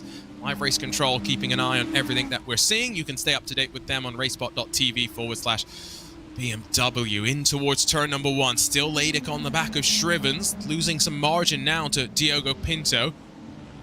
Number 92 as well. Shrivens does have a 5-second time penalty, if I remember correctly, so he's another one has been dinged by the race control. And through the S's, I got to say, sometimes I get a little bit scared, but they all check up just in the nick of time, and Jaden Munoz gets off the corner at turn 5 to pass the GT3 machine. I think, yeah, it scares us. I think it scares the GT3s more, if I'm honest, through the S's there. It's a very, very difficult section of the circuit in terms of multi-class traffic and that interaction. Time was, in years gone past, that you just wouldn't overtake from about turn 2 to 5, but that's not really happening anymore. And it's all bets are off down there now. And that's why we've seen so many close moments, including for this car, actually. Johnny Vecchio was involved in one of those with his teammate, which was a bizarre moment. Something we didn't expect to see. And maybe something else we didn't expect to see was Jimmy Antunes behind him. What a recovery it's been from him. Yeah, after going off at the final corner, I tell you what, Jimmy Antunes has very much kept in the train, been working his way on forward, and is only about 10, 11, 12 seconds off of the race lead, and he'll be quite happy, I think, with that turnaround. Again, pushed wide on the race start and able to recover from that. Those are difficult circumstances, but make the most out of them. That's all you can really do. It's close, of course, with these drivers, but I've just noticed how close it's gotten at the front of this GT3 train as well, where Alejandro Sanchez is within a quarter of a second of BS competition, and this is perfect fuel-saving territory, and it's why you see Felix Kornbach lift off the throttle, allow the Apex Racing team car to slide to the front. For the first time in 55 minutes, new race leader in the GT3s, it's Alejandro Sanchez and the Apex Racing team. Well, I thought there was going to be a miscommunication between the two there, and Sanchez was just going to drive straight into the back of the BS competition car, but thankfully he had the reaction time and skipped around to the left-hand side to make that move down the inside, and now we'll see what his fuel saving is going to do for the remainder here. Is he going to still be lifting off from the front here, or is he going to push on for the last 5 minutes or so of this stint? Has he already done all the fuel saving he wanted to throughout this stint? Because to be fair, if with an hour and 5 to go after 55 minutes of driving, if you've just made up an extra lap, if you like, and you know you can get to a certain number, then you know at this stage in the stint you're not going to save another lap, so you might as well push on, and that's maybe what Alejandro Sanchez is doing right now. He's already put half a second, 6 tenths into the BS competition, 189 behind. I think it's an important couple of laps as well. Salva Talens is getting ready, of course. Oscari Rene getting ready too. It's how you set the second driver up for success In BS Competition's case, the question will be how much fuel is the deficit potentially going to be for the Apex Racing team. They'll be thinking, how big a margin can we build up? I'll give a shout out as well to the Apex Racing team. If we zoom in on their car, you'll see that even though the Apex Racing team design is fairly standard, they've helped the commentators out a little bit. There are some yellow highlights on this machine. You can kind of see it on the edge of the windshields and the A-pillars and whatnot. If you go over to one of the other Apex Racing team machines, you'll see that Jimmy Antunes, in stark contrast, has pink instead. Yeah, it's not greatly obvious, but it's all right. I'm glad about it as well, because I mean, yeah, we can't tell from here, can we? Because look at look how not obvious it is. Apex, please help us. But it's fine, really. From this kind of angle, it's fine. Although I would describe that as red, Arjuna, to be fair. But anyway. We'll disagree there. I wonder if I'm having a Zach moment and I actually can't see colours, but I think I'm fine. Of all the things to complain about, I'm not going to care whether we call that pink or red, to be completely honest. Jimmy Antunes shows off his setup with what seems to be a separate desk to go and sit at behind, to go and do the important sim racing work, and then the rig for all the fun stuff. The helmet's behind him as well. Now, is that a tyre? Has he got a tyre behind him? It's a rim, not a tyre. Oh, okay. but good eye. What I was trying to say in the most polite way possible is I've made plenty of comment about how Jimmy Antunes continues to show us that age is just a number. One of the older drivers, of course, in the sim racing world, but now part of the Apex Racing team, left our Nage competition at the end of last year. It's been really cool to see how he's progressed as part of the main Apex Racing team as pit stop's underway. It's Luca Kita who's in for Urano, having just been overtaken by Reina Talvar. Now, you'd imagine and hope that this is not fuel related. They're not running out of fuel at this stage. It's just tactical with 62 minutes to go. Not really sure the thinking behind it for now. It's not obvious to me, I've got to be honest, but it's nice to see someone do something different to just running long in GT3, which is what tends to happen. They just run the tank dry and then fill it up for the amount of minutes that there are remaining, of which there will be probably much less than 60 for a lot of these teams. Yeah, I think the goal again is to get beyond the top of the hour, but if you feel like there's a benefit to coming in early, you can see tires going on as well, which can be done at the same time. Fuel and tires, much like in the IMSA WeatherTech Sports Car Championship, done at the same time, and so that's why as Alexei Nesov gets ready to roll, he's just waiting for fuel to be packed into that car, and boy, are they going to need a decent chunk of it as well. 41.9 seconds. That's the benchmark that everyone else is now going to be looking to try and better.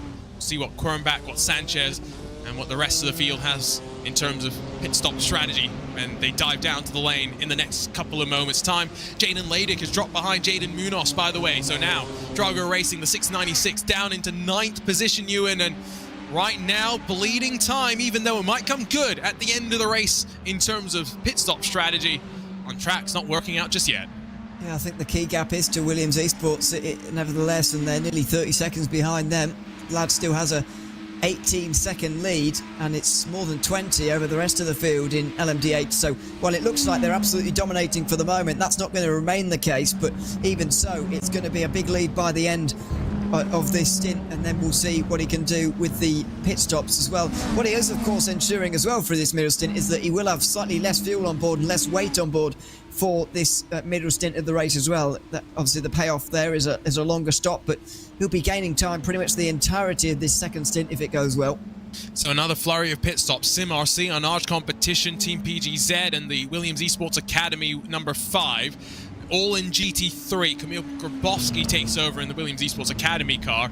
It's going to come out behind the likes of Alexander Thieber in the Urano Esports Hyken Media number 191. He's already off and away from pit lane and now finds himself a good, 10 seconds in front of his teammate Alexei Nesov. So he's now the best of the cars to have made a pit stop, as now you can see just heading off into their boxes, Alejandro Sanchez, Felix Quernbach have done the hard work, 60 minutes of racing, and now Oscari Ride, Salva Talons are given the task of fighting for the win. Yeah, and that's the battle we've got to watch throughout the remainder of this race. It's going to be between those two for the win here, I would say. Rubelar carries on for one more lap, by the way. He's able to continue on a little bit further in GT3, but it will be about those two at the front of the field. Let's see what the pit stop times are first of all. Do they even come out nose to tail as they have been running for most of this first stint? Remember, 42 seconds or so the time that we've seen for most drivers with a full service, and so as we sit and wait, it's a long wait. 41.9 for the Apex Racing team, 42.1 for BS Competition, 2/10 slower, but that's 2/10 in the box. That will allow the Apex Racing team a bit more time to now build up speed off of the limiter and release their way back onto track and crucially into clean air. Salva Talons, Oscari Rene, 1.3 seconds between the two, 59 minutes to get it done. Yeah, and the couple of tenths of a second that Talons has gained there over Rene has come in the pit lane. I would imagine a slightly shorter stop from Talons, but I mean there's hardly anything to choose between them really. They're going to be together again very soon, and it's going to be about those two to the very end. The gridandgo.com esports car will have a pit stop to make and will do right now, with Nicholas Rubilar making his way down pit lane, but Urano aren't even that far away. It's been a good early stop from that team. Alexander Tib is now in 4th place. He will be 3rd. He's only a couple of seconds away. The couple of cars that still sit now on pit lane, gridandgo.com's 001 sees Jarno Koch getting into it. We'll see where they fare out in the grand scheme of things. Alexander Thieber's only 2 seconds off the back of Rene, who's now within drafting range of Salva Talons, as we take a look at Talons diving down the hill. Final corner, as close to flat as you can make it, and when you're single file, it is definitely flat. It's just when you're fighting that it becomes a little bit more precarious. So the gridandgo.com machine is going to drop down the running order as it leaves the pit lane after a 42.1 second pit stop. You will note as well, Ewan's been keeping an eye on the LMDh lead gap. It's starting to come down. 14 seconds between Williams Esports Marla and Urano Esports, as the Williams Esports Academy car makes some contact with Urano Esports Huawei, but Dylan Shrivens holds on. Jaden Ladick tries to get up the inside. And he probably would have done had he not had his nose dropped off there over the top of the hill. Oh, and the same done to the Academy car as well for Williams Esports. Round the outside through turn 1's not going to happen, but that's way too deep. Oh, and crash. Oh, Ladick does such a good job to avoid. My goodness, that was close. A big spin through turn 1, and that'll be it for Urano Esports 92. Dylan Shrivens, I think, lost it on the curb, and the car's done. The rear end clearly doesn't have the ability to keep it underneath him, and it's going to be a long, lengthy pace lap for Shrivens to bring that car back down towards the pit lane. Still doesn't look happy down through the S's, but you're right. Ladick with the quick reactions to get out of the way. I still don't quite know if there was already pre-existing damage, though, on the Urano LMDh. I reckon that's the reason. This damage we're seeing right now is the reason he went wide. And he's still soldiering on with it, by the way. He would have got it before this point, of course. Just understeers, gets into the curb, spins right in front of Ladick and makes contact with the wall as well. Maybe that's where the damage has come from, I suppose. But I feel like the car looks a bit weird as it went through turn 1 there, and that's why it was understeering, although I can't be sure. It was understeering just because he was on the power and 4-wheel drive hybrid, and I think just left side's in the grass, and that imbalance of grip is what pitched him around, unfortunately, and now Vlad Kimichev is the one that is putting the pressure onto Jaden Ladick in a second of the Urano Esports entries. Shrivens is heading down to the lane, riding from the visor cam of Shrivens, and was a little bit loose on entry, and just you can see how high commitment these cars are. I think that's the takeaway from that replay. I think you're right, actually, on second viewing there. Yeah, he was just trying to go too fast, in all honesty, through turn 1 and got onto the curb. So through now goes the other Urano car of Kimichev, back ahead of Ladick again, and that's a lapped LMDh, by the way, in front of them, so don't have to worry about that one too much. But Ladick in a lot of trouble here with traffic. He's now going to be going 3 wide on the right-hand side of 2 LMDhs. He just back out of that rather sensibly into the final chicane. Yeah, that's traffic playing its part as well. I believe that's the BS competition machine of Nicholas Bowe that is part of that. 54 now minutes left to go in this one. The gap between Ladd and Hoffman, first and second in LMDh, has grown once again to the 18 seconds that it was the last time we took a look at it. Josh Ladd in that Williams Esports Marla car, maybe only 10 minutes away from coming down to the pit lane. The crucial phase for him, his final laps in the car to set up the stint his teammate in that number 5 machine is going to do. And I'm not sure who the teammate's going to be. I think it's going to be Matt Farrow, who, of course, drove alongside Ladd to grab the iRacing Petit Le Mans victory. But they also have Mike Partington watching on, I think, from the spotter stand, who was also very quick in a prototype by himself. Yeah, and all the help they can get, I guess, as well, through this race. Just looking at the GT3 battle, which is back together again, isn't it, now, with Talons and Rene. He's properly got that gap down to a slipstream margin in the bottom of your screen there, so that's together again for the lead in GT3. The lead in LMDh is still relatively lower than it was before, but Hoffman has now had to go through the same traffic that Ladd did, and so it's back out to nearly 19 again. It's a traffic giving and taking at the end of the day. Dominic Hoffman is also on a similar strategy to Josh Ladd. Let's not forget, it is the Race Clutch Red number 6 that is the first machine that is realistically on a similar strategy to Jaden Laydick. But of course, Laydick's the only one in the LMDh class to have made the driver change inside the top 10. So that's the differentiating factor, at least for the time being. Scari Rene in the draft once again, but you know what we didn't see too much of at the front of the GT3 field? Fighting, Ewan. I'm not sure necessarily what to expect from these two now. Well, I'm not either, really. More than 50 minutes to go is a long time, so I don't think we're going to see anything different initially, because if I were them anyway, I'd be worried about Urano getting into the fight. If they begin this too early, then Urano are going to catch up, and that's going to be a problem in the latter portion of the race. Obviously, a three-way battle is a lot more difficult to deal with than just a car versus car, if you like. But this is going to be interesting here to see the first moments. Does Rene stay behind? Yes. So I would do exactly this if I was Rene at the moment. Just stay behind. I know he doesn't need to save the fuel because they'll be fine on fuel, but even so, stay behind. Get Apex to go along with that as well and keep Urano at bay. 2.9 the gap between the leader and third. Alexander Thieber, last time by, did actually close slightly. It was only a couple of hundredths or so, but that's all it takes. And when Alejandro Sanchez is pushing that hard and that wide out of turn number 5, you can tell there's no margin for error right now, both in terms of the drivers maximizing the track, but also when it comes to the traffic management, because GT3 machines, people think about them as, you know, very sophisticated race cars. And let's be real, they are, Ewan. They've got so much aerodynamics nowadays, but they're still big lumbering beasts. Once they've committed to a corner, it's very difficult for them to switch directions. Yeah, it is. And they're certainly less agile than the prototypes that are whizzing past them. And there's another late dive. It's one of the Urano cars, is it? Or is it Race Clutch?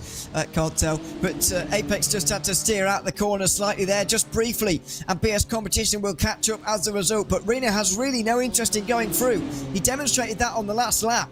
And once again, that will be demonstrated here. They've got a lap car just behind them, by the way. That's not the Urano car that's caught up. That is the red and black BMW just in the background that you can see in GT3. They're now less than 2 seconds away from this leading fight. Yeah, 1 second gained on that lap alone, and maybe a lot of that through the one corner. Not much frustration on the face of Salva Talons, to be fair, which is what you like to see. Not a traditional sim racer lean going there, but the head tilting in direction of the turn. And you'll note that a lot of sim racers will use a formula rim, which is more and more common even in the cockpit of these cars. But take the BMW M4 GT3 as an example. It uses this sort of open top rim where it's still a regular round wheel, just with the top chopped off to give you a bit more visibility into the dash. That's the setup that Salva Talons has gone for as well. He doesn't seem to grip the wheel very much, though, does he? He doesn't really have his hands around. It's like when you park your car in the sun and it's going through the windscreen and your steering wheel is just too hot to touch for any human, and you're just trying to steer while not touching the steering wheel. Don't recommend that, but everyone's been there. What? And sorry, go on. No, I was going to say, which is so counterintuitive to what we see with so many other sim racers, where they're sawing at the wheel and trying to keep it under control. Yeah, it probably helps his driving style, though, in all honesty, being really smooth and sort of delicate with the wheel, if you like. It probably helps, but it just looks unnatural. I bet it doesn't feel unnatural to him, of course, but it just looks a bit odd, I guess, from that angle. But yeah, it probably does help, and maybe, as you say, some people could learn a bit from that instead of doing one movement at a time rather than 10 in one corner. I wasn't talking to myself. Definitely not talking to myself with that little comment there. I think the thing that is so remarkable as well is we talk about calm on the face of the drivers, even in the heat of battles like this with the traffic coming as well. But just the recognition that, you don't have to be gripping the wheel like at a death grip effectively. He looks quite relaxed, which I definitely would not be. If we're about to go 3 wide and not with LMDh traffic, it's all with the GT3s. On board with Ascari Rene riding over his shoulder as Drago Racing peel off down the inside. Top 2 in GT3, down through the chicane once more. The gap to Alexander Thieba holding steady at 2 seconds. With now 50 minutes to go. This is not where the battle is decided. It's going to come down to the closing stages. But in the analogy of a test match, Ewan, this is day 4 right now. This is the final preparation for these drivers getting ready for the push to the finish. Yeah, I don't want to hear about cricket right now, I've got to be honest with you. But anyway, that's another sport. Yes, there's a lot of GT3 traffic going on out there at the moment, I've got to say, because there's still a lot of them in the race. I know that's an obvious thing to say, but there's still 26 compared to the 30 that started. Now, considering all of the chaos, or 24 maybe, I think we've lost 1 or 2, 24s maybe, more accurate. Considering we had so many start this race, it's a very good sign that there are so many on the circuit, but it's not good for the leaders because, as you just saw there, that means there's close moments through traffic, and one of them's off through turn 6 as well. That was involving one of the prototypes by the looks of it. I think that was Mateusz Kuzner that went wide, but we also did see Kamil Grabowski getting passed by a couple of machines in the GT3 class. Ollie Steinbratten's taken over from Gianni Vecchio. Loic Rabier has taken over in the Team PGZ 119 from Lewis Woods, I do believe. And so there's little pockets everywhere still battling as Josh Ladd comes into pit lane with 47 minutes to go. That's an early pit stop, earlier than I expected. Yeah, earlier than I expected as well. He only did, what was it, 46 was it in the first stint? 45 maybe? So I think he'll be okay, but it's a very short middle stint for Josh Ladd, and of course it is not going to be him any longer. He'll get out of the car, and Matt Farrow will get into that one, and Williams Esports Academy come in as well. It's clearly not a mistake. It's clearly their strategy that they set out from the start of today with, but the big question is about it paying off, and we've got a long time to figure that one out. Confirmation as well. I've been trying to keep updated with all the race control decisions, but there's too many things going on. The Apex Racing team, the number 99, do have, wait for it, 5-second penalty, Ewan, at the front of the GTD field. Yeah, that's going to be crucial for this race now, and any penalties from here are going to be absolutely crucial at the front of the fields, because it is going to remain close, maybe without the question of the prototype category, but certainly in GT3 it's going to be very close for the remainder, and penalties are going to cost you at least one position, maybe more.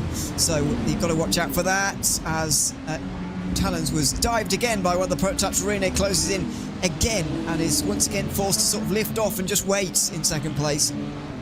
Down the inside through the final corner, that's not great as well. You got to wonder if the Apex Racing team are aware of that 5-second penalty, if they've let Salva Talons know. Rainer Talvar had a 5-second penalty in 2021, broke away from the rest of the field to win that race despite the penalty. We've seen stranger things happen before, and as Sanchez continues to back up the 189 into the oncoming Alexander Thieba, BS Turner are still in the mix as well, as they ride themselves in 4th position and closing on this battle. It still could go in any direction in this GT3 fight.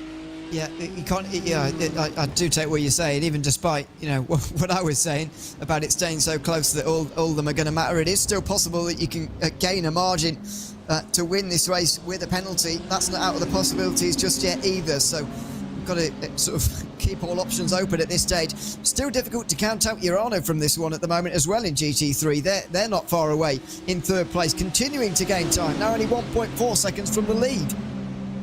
So much going on, and of course pit stop cycles for the LMDh surely underway as Movano and Fraser Williamson come on in.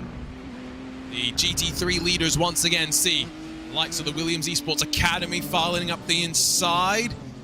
diving down through that final corner. Gap opened up slightly with the traffic and beneficially towards Sal Vitalin's in the Apex Racing Team machine. Hasn't totally broken the draft, but what it has meant is that BS Competition are now feeding a lot of slipstream to the Urano 191 to make it 3 in the train at the very front.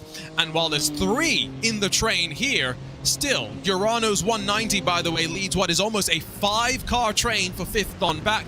That includes Team Redline, Team PGZ, the second of the Apex Racing Team machines, and the Williams Esports Academy cars. Yeah, GT3s very much have not gotten splitted out just yet.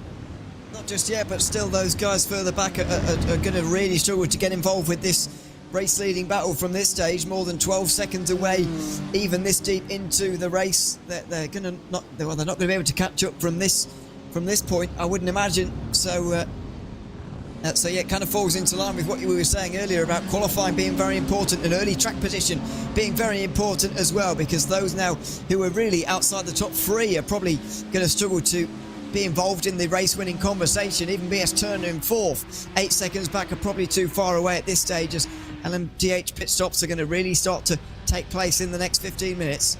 Dominic Hoffman out in the number 90.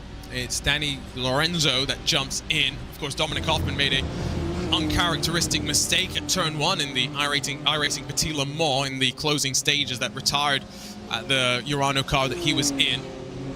Made up for it today, I think, with some strong performances. He'll be quite happy with the speed that we saw from him and the ability to make up for what was, again, being honest, a disappointing qualifying performance from his own perspective. To have started down in 15th position, that is not where you can afford to be starting in a field that is as strong as this, and a field that continues to get more and more competitive as drivers figure out this BMW M Hybrid V8, just get more comfortable with it at the end of the day. There's the 190 Urano car, the second of the Urano entries.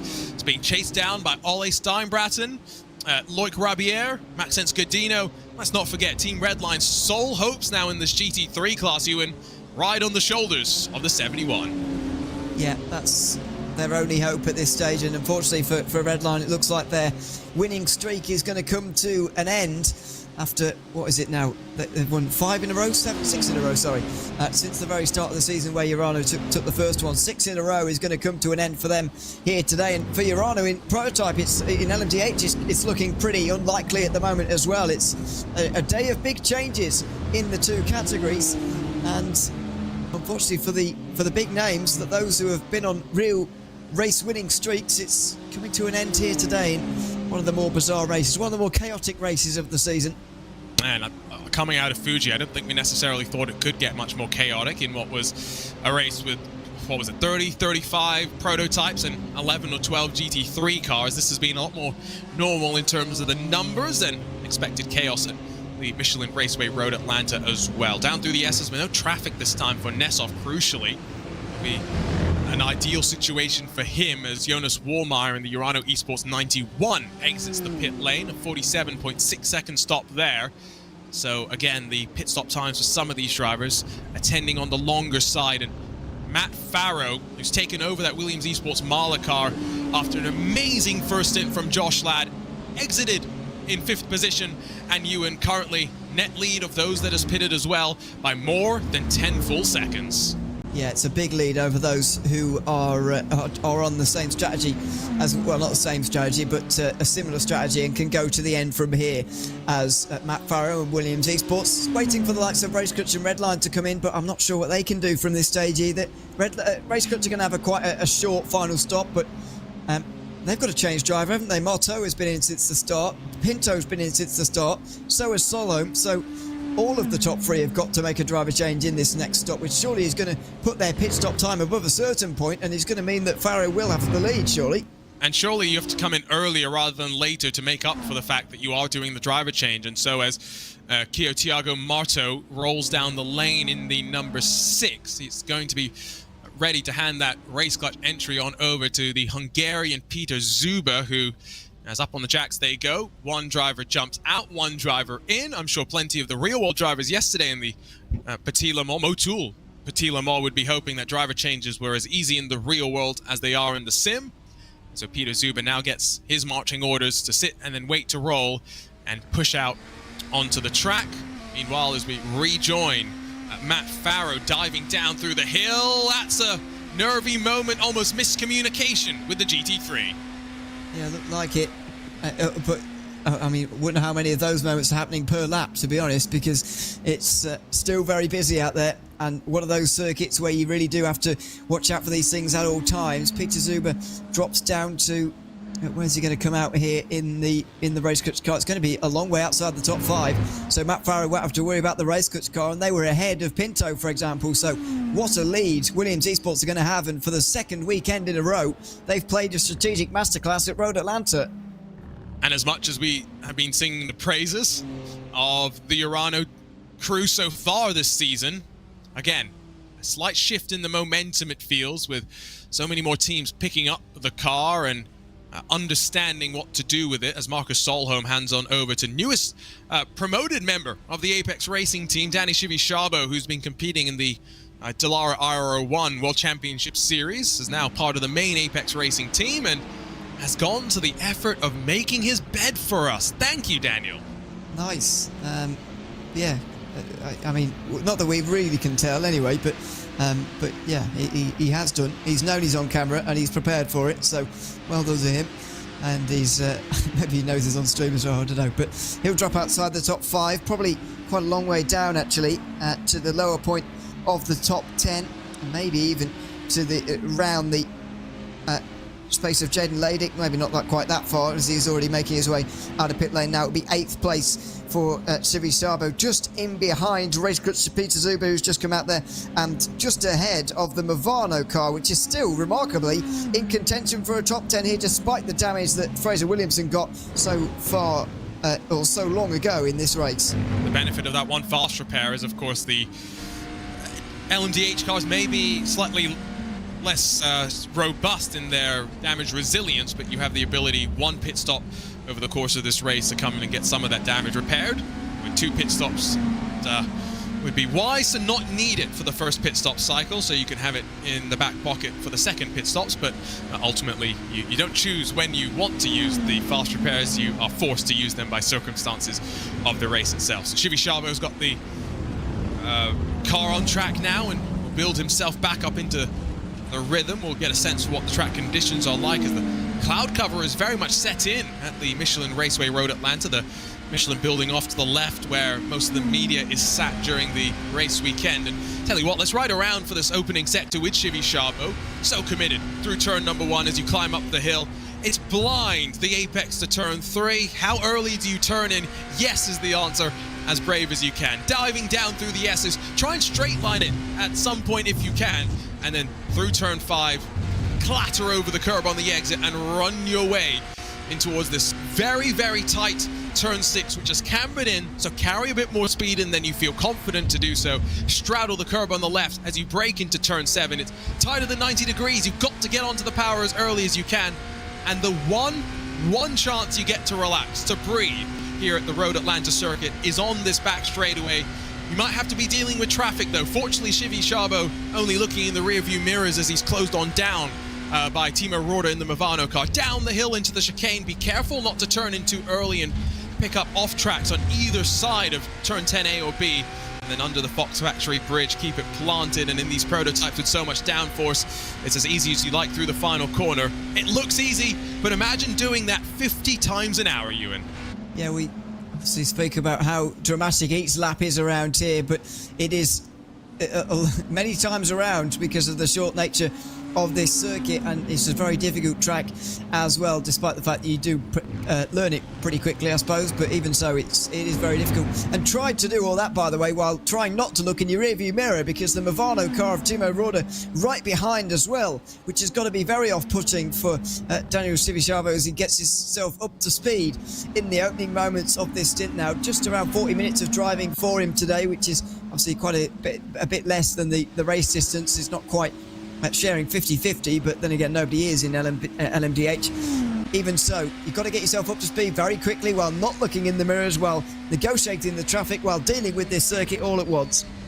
Just remember, unfortunately, no Max Verstappen here in the second half of the race. His teammate Tom Burns had started in the red line number 70, where he expected the now 3-time world champion to be running, who has been a somewhat frequent competitor in BMW esports events, but drama with the gridandgo.com machine, the 002, and unfortunately retiring in the early stages. Verstappen doesn't even get to set foot in the cockpit of his virtual BMW M4 today. Instead, I'm sure watching on twitch.tv/Team Redline and making things quite entertaining for everyone, I am sure. A GT3 lead, by the way. There is a very real possibility that Sal Vitalin's, even with a 5-second penalty, could still be the winner here. 35 minutes to go, almost 2 seconds the margin between first and second.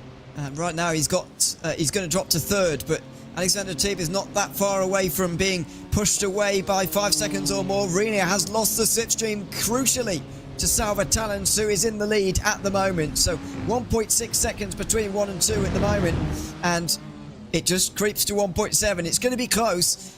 He's going to need all of the minutes remaining. It's going to be an absolute nail-biter if he is going to do this, but surely Rene won't lose more than 3 seconds in just 30 minutes. You'd hope not, but the way that the conditions are changing as well. We talked about cloud cover. Earlier I mentioned track temperature being 30 degrees Celsius. It's now down to 29 degrees Celsius. Could that potentially be a little bit of a factor? Could that come into play? Have to wait and see. But not necessarily because I'm talking about how the tires are going to fall off you or anything like that. I'm more just saying, do one of these teams have a setup that's more suited for the conditions, because they're all in the same BMW M4 GT3. It's what they've done with it that really counts. Yeah, it is. And it's kind of somewhat depends on what they've done with what conditions have they done what they've done with it, if that, does that make sense? So yeah, it's difficult to know right now whether that is playing into a role, but certainly Apex Racing team are having a good time with things. It nearly creeped to 2 seconds there briefly, and now, as we've been talking, Alexander Teeb is now 5 seconds away. So at the very least, they've guaranteed themselves a top 2 finish, quite possibly here of Apex Racing team. Can they get the win though? It's slightly bizarre that this rather unique situation has happened 2 times in 2 years in the same championship though. It is, isn't it? And I find it very interesting as well that we have the ability for drivers to break away. Diogo Pinto, by the way, down onto pit lane in the LMDh class, and should hand that car on over to his teammate Chris Lullum, and indeed one in, one out, as you would expect. See where they come out, but we are expecting, and it's not going to be close, Williams Esports Marla to have the lead. Realistically, it's where does Diogo Pinto and Chris Lullum slot in relative to the rest of the pack, but we'll see after the cycle's done and dusted.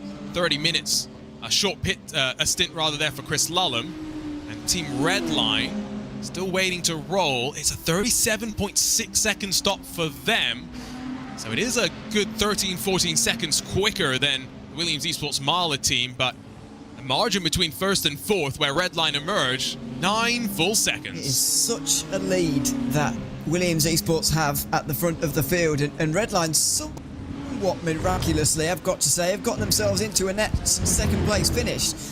I'm not entirely sure how they've done that, but pit they stops. have. We still have pit stops owed by BS Competition and Drago Racing. I know, but I mean, I'm not entirely sure how Redline have done so well through that, because I thought, given Pinto's long first stop, they kind of screwed themselves into a longer second stop as well, but because they were changing driver as well. But clearly, it hasn't actually taken them very long, and they've got in front of the likes of Urano, Racekutch and Apex and Mivano and all of these others.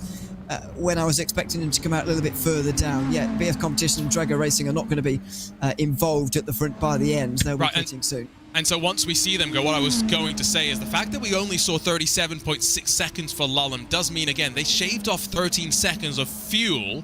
Driver change takes about 30 seconds, right? So it's not the least amount of time they could have spent in pit lane, but maybe it's worked out in terms of traffic the way that they would have wanted. I do feel that Chris Lullum, just in for 30 minutes now, does have a bit of a hard job to get himself up to speed. And, well, he doesn't really have a margin behind, doesn't really have anything to push for in front. He's got to now just make no mistakes for the next 30 minutes. Yeah, and I think that's another advantage of the Williams Esports Marler strategy, is that Josh Ladd and Matt Farrow have shared the driving relatively evenly. It was, what, an hour 13 for Ladd and 47 minutes for Farrow. Now, I can't work out percentages, and to be honest, nobody cares either, really. But you get the idea. It's much more evenly balanced than the 75-25% that the Redline guys have taken on with their strategy. And you're right, it's a difficult task to ask Chris Lulham to do, to get yourself up to speed immediately, because there isn't a lot of time for driving here. And even at this level, not every driver would be suited to that strategy. Clearly they know with Lulham that he will be on it straight away. I guess you can't really talk about either driver being quicker than the other, because we saw last week in the iRacing Petit Le Mans, both drivers very, very quick. Lulham was pulling double duty in World Championship qualifying series duty and alongside the 10-hour endurance race. And so as Dion Fiallo takes over from the number 89 machine, he was just this weekend at Petit Le Mans celebrating and watching along with BS Competition and Turner Motorsports, as Turner Motorsports won not one but two IMSA championships over the course of the weekend to become 9-time IMSA championship winners. Dion Fiallo managed to find the legend that is Folbert himself, and now we'll have just 28 minutes to go out there and to rumble around the track as he releases himself from the pit limiter and comes out well and truly outside of the top 10 as well. BS Competition will be thinking what could have happened, and that is Ricardo Rico that's just run directly off the track in the Drago Racing number 969.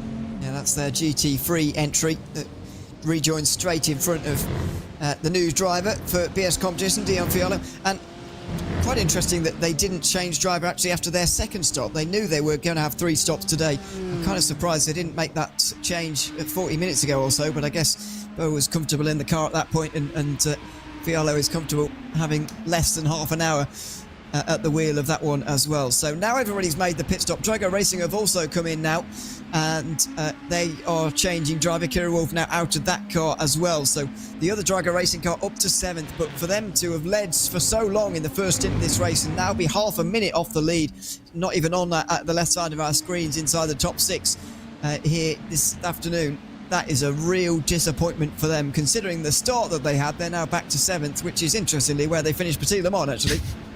Oh, 100%. Going to Dion as well, just if you spent a full day at a racetrack and you just come over, even if you do understand how to go faster, maybe it just made more sense to have the driver that's been at home a little bit more be able to do a bit more of the driving.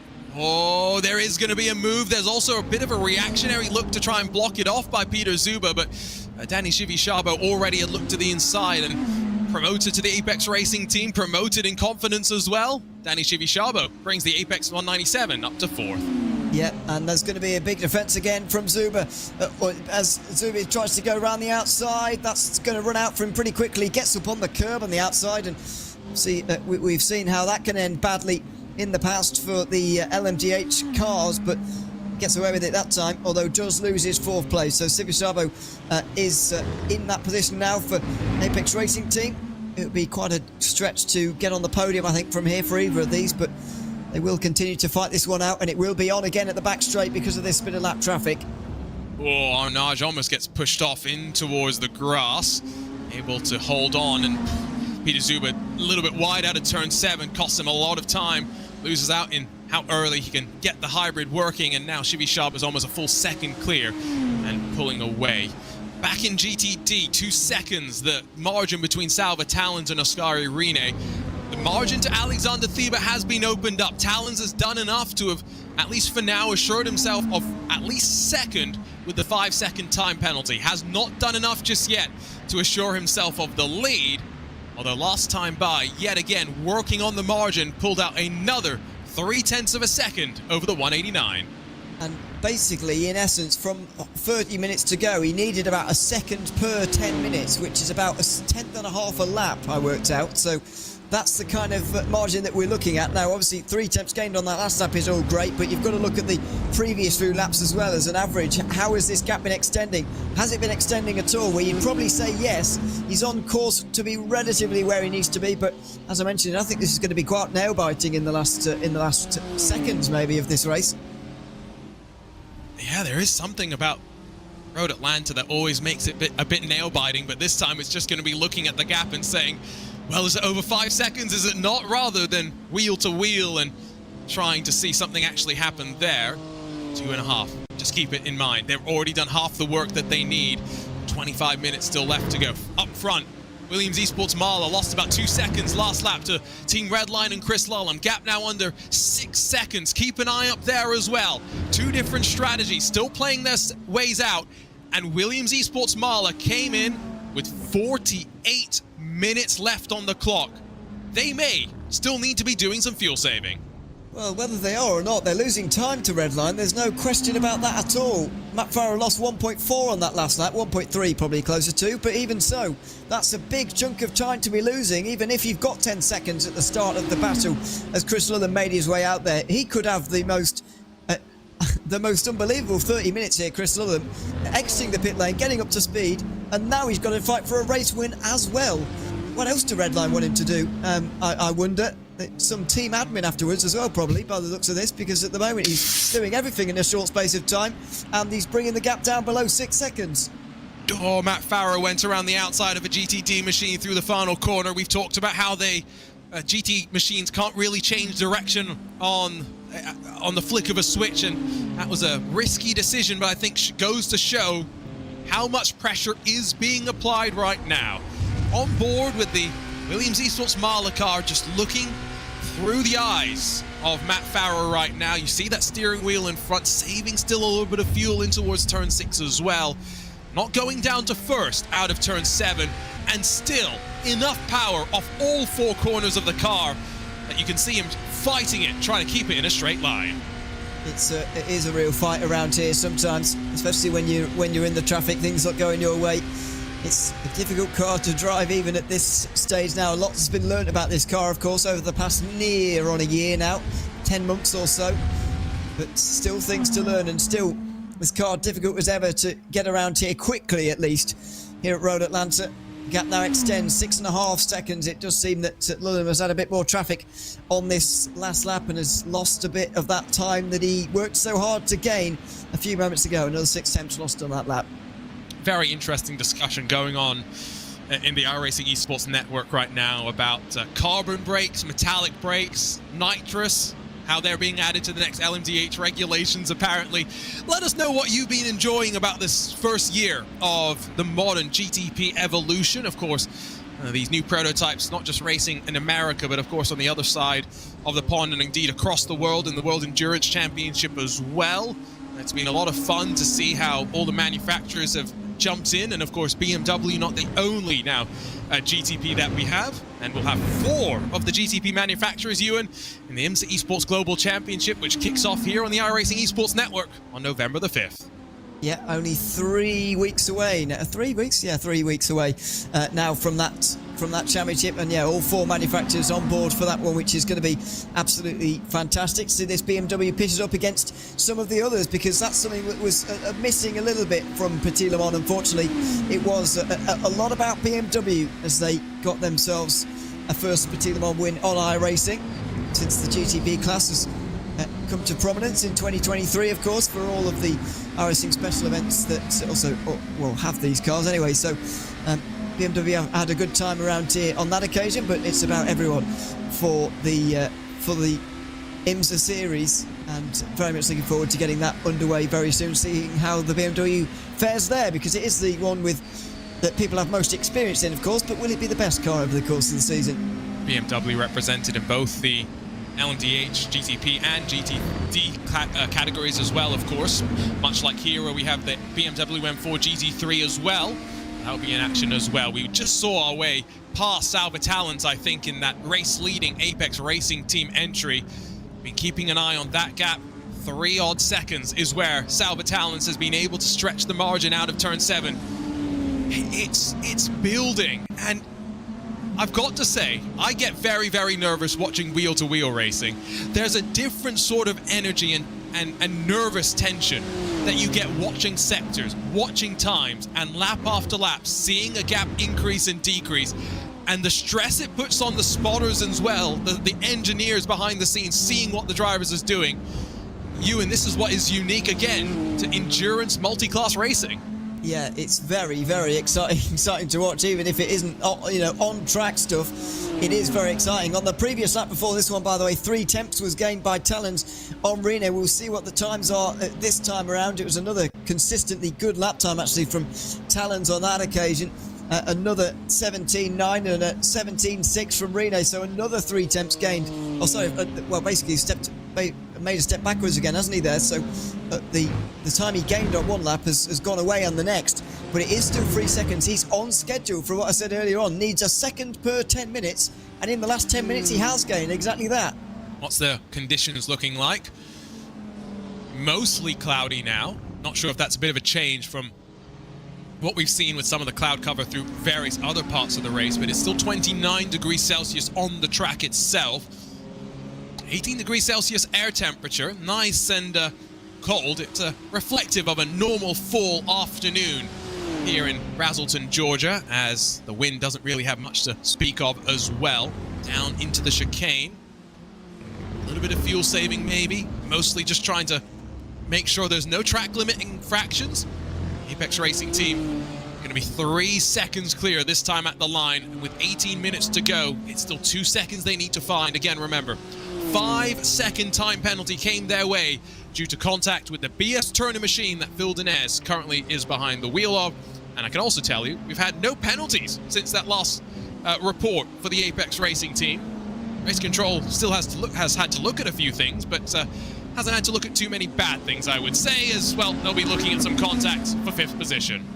Yeah, and it's Movano going through here. On race clutch, Peter Zuber took straight in behind the Movano car there of Timo Roeder, who's now inside the top 5, and what a recovery this would be for Movano. They're on the defensive now, though, down in towards the chicane, and they will hold on here. Not helped, though, by the RaceSpotTV GT3, and they will now struggle. Will they go around the outside here? They make it 3 wide in towards the final corner, and on the inside is Ladick getting up into 6th place as well. A bit of a disaster, really, for Movano, who were looking at a top 5. They're now down to 7th. Very opportunistic there from the young Australian. The early pit stop from Drago Racing hasn't necessarily fared out the way they would have wanted after leading before coming into the pit stop strategy, but it's once again second consecutive BMW M SIM Cup race where they've shown speed but maybe been caught out on strategy, something they'll be looking to try and tweak moving forward. Still 17 minutes to go here. Ladick will be on the offense, and with Peter Zuber in front, and then 3 and a bit odd seconds to Danny Shivishabo. I think the best that they can do is maybe get up to 4th. Definitely not going to be sitting on the podium, where Chris Lullum has brought the gap down even further. 17 minutes to go. What once sat at 7-8 seconds is now down to 4. It rises a little bit once more as the traffic takes away from the number 20, but the red line train is charging. Yeah, and I just wonder whether it's going to come down enough here in the last 16 minutes to really see a fight. I just feel like the Williams car is reaching this traffic first, of course, losing the time. We get very excited, and then Redline have to negotiate the same traffic, and then it sort of goes away, and I think they are just going to run out of laps there, Redline. Not sure about that in GT3. Think there is still scope for that to change, and still scope for Apex to get that time. And certainly this battle for 5th place is going to change a few times before the end as well, but that leading one in LMDh, I'm not so sure. Here we go, though, as they peel out of turn 5, and a very slow exit there for Peter Zuber. Jaden Ladick's going to try and compromise him, but he'll get now shoved out wide as the Movano entry, driven by Timo Roeder, tries to poke its nose to the inside. More banging and bashing as they work their way down the back straightaway. We've seen plenty of that between the hybrids. You can see the draft visually pulling the Movano car down the straight. Mere pixels between the two of them. Ladick, helpless in the draft, with no help, sends it deep under the brakes, and Timo Roeder gives him just enough room to get to the inside of the corner and then drop back into line. Although he's going to try and come back at him all over again, back down the inside there, and so through goes one Vollmeyer, that is, in the Urano car. Where has he come from? He's now involved in this, and it's a 4-car battle now, so Roeder has held on there. Zuber's still in 6th place, but what a load of changes we've seen here now, as Jonas Vollmeyer is now in 7th place. Oh, down through the S's. One of the GT3s got very, very nervous there. They all hang on. Still now gap at the front, coming down even closer, by the way, as Chris Lolland continues to charge. Movano still trying to look for a way past Peter Zuber, but not going to happen just yet. You're right that Matt Farah is running into traffic first, but he's also waking up some of that traffic and making them realize the race leaders are coming. Let me be very careful. And if you catch traffic in the opening sector here, it's a lot more painful than if you catch it in the middle or the final sectors. Traffic could play the difference at the very front of the LMDh field. No traffic into the chicane. Timo Roorder sends it deep, and Peter Zuber can't really defend. Has to watch out now as another one of the red and black contingent, Jonas Walmar, tries to pounce. Yeah, it's a very late braking manoeuvre he's got going on there, Timo Roorder, down in towards the final chicane, but it is working for him. How many are going to go down the inside here? Well, everybody, by the looks of it, now Vormeier's going to go through, is he? Zuber a little bit hesitant, but only slightly. Vormeier only needs the slightest opportunity, and he's up to 6th place in the 91. That was opportunistic at its best. These are drivers fighting for single-digit points, but you wouldn't know it by the attitude that they're bringing out onto track, and the traffic is very much keeping them close together. And now, Peter Zuber back with Jaden Ladick as Race Clutch and Drago find each other once again.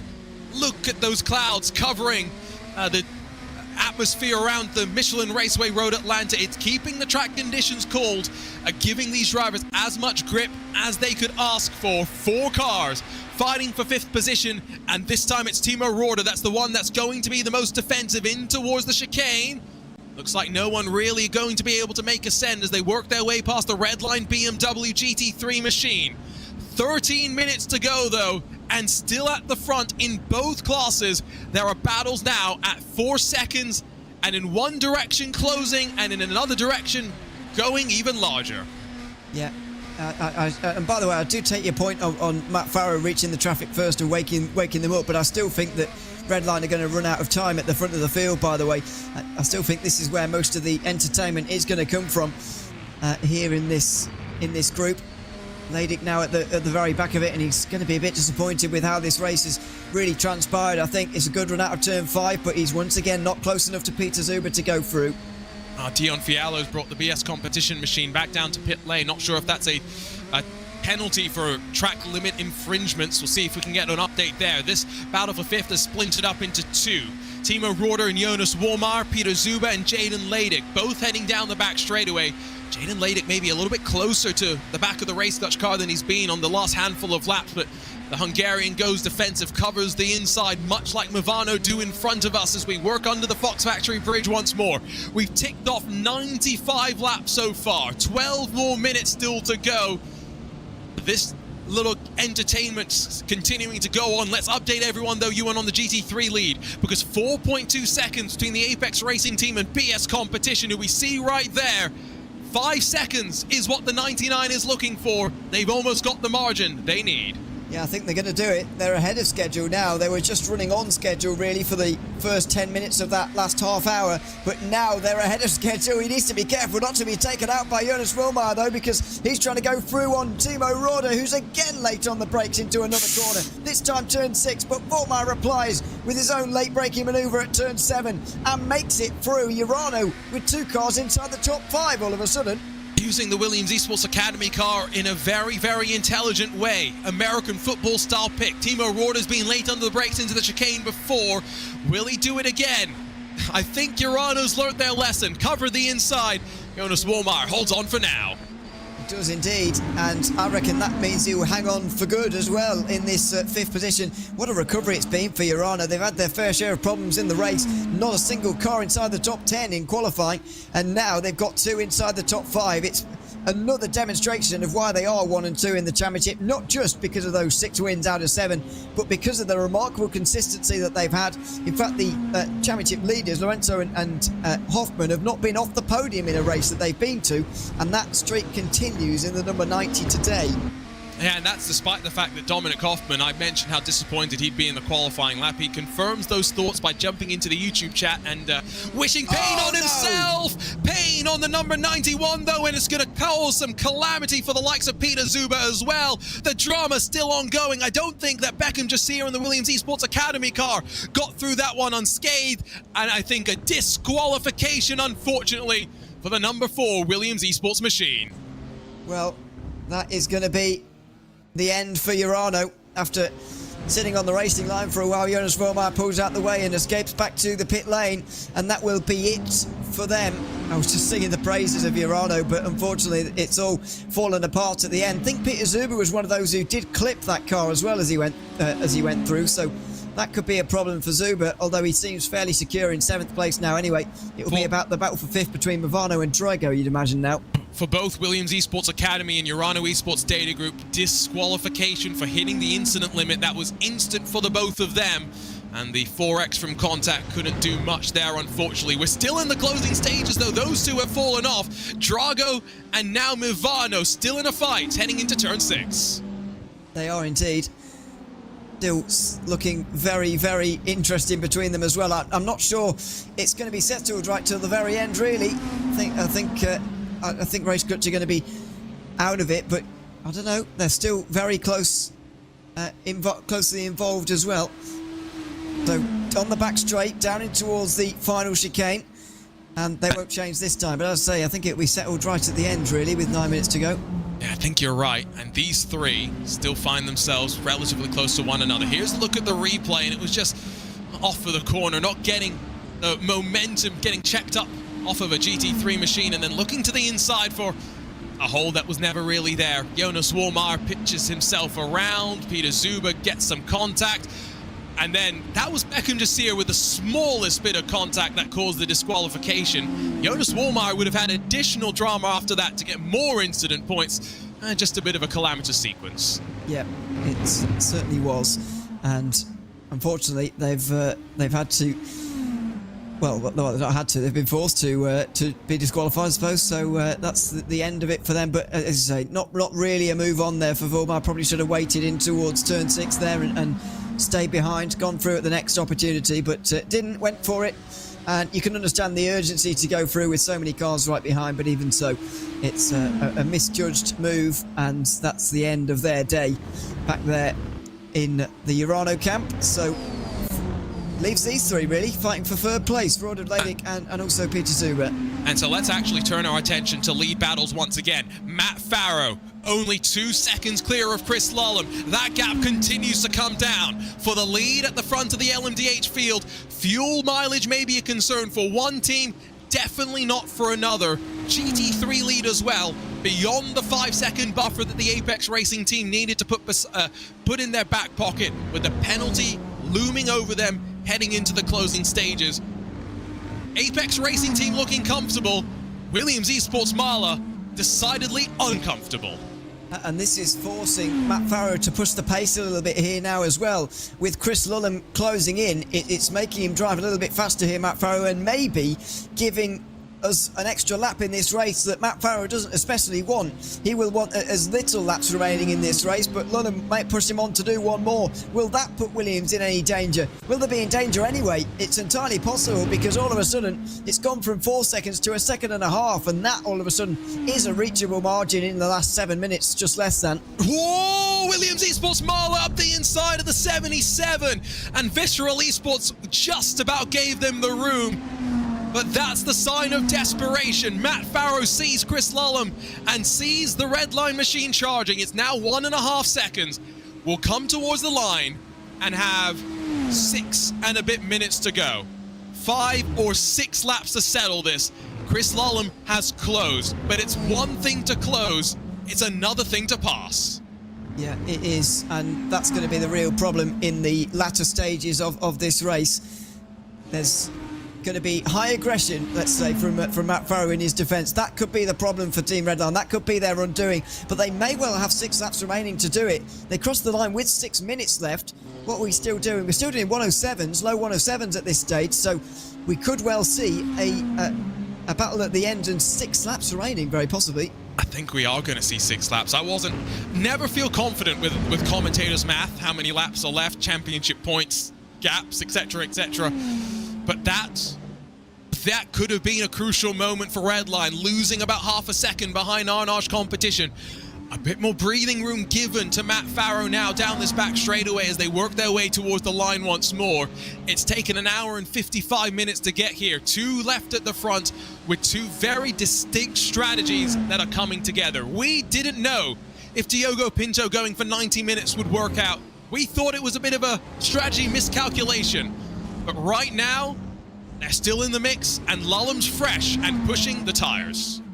Yeah, he's dropped to 2 seconds back now, though, and all of that gaining has really gone away. I wonder whether those gains were only made because of traffic, really, and now that there is no traffic around them, he's struggling to gain after that. That is a fear for Team Redline, and I wonder how they are going to get this race win from this situation. Redline, of course, still don't have any drivers inside the top 10 of the LMDh standings, so it would be very important for them to get a race win here, really get their season off to a better foot. But even so, are they going to be able to get there? Are they going to have the chance to get there now with still 1.8, 1.9 seconds, 4 minutes to go? It's not coming down when they're just normally driving on their own in clean air. It's not really coming down.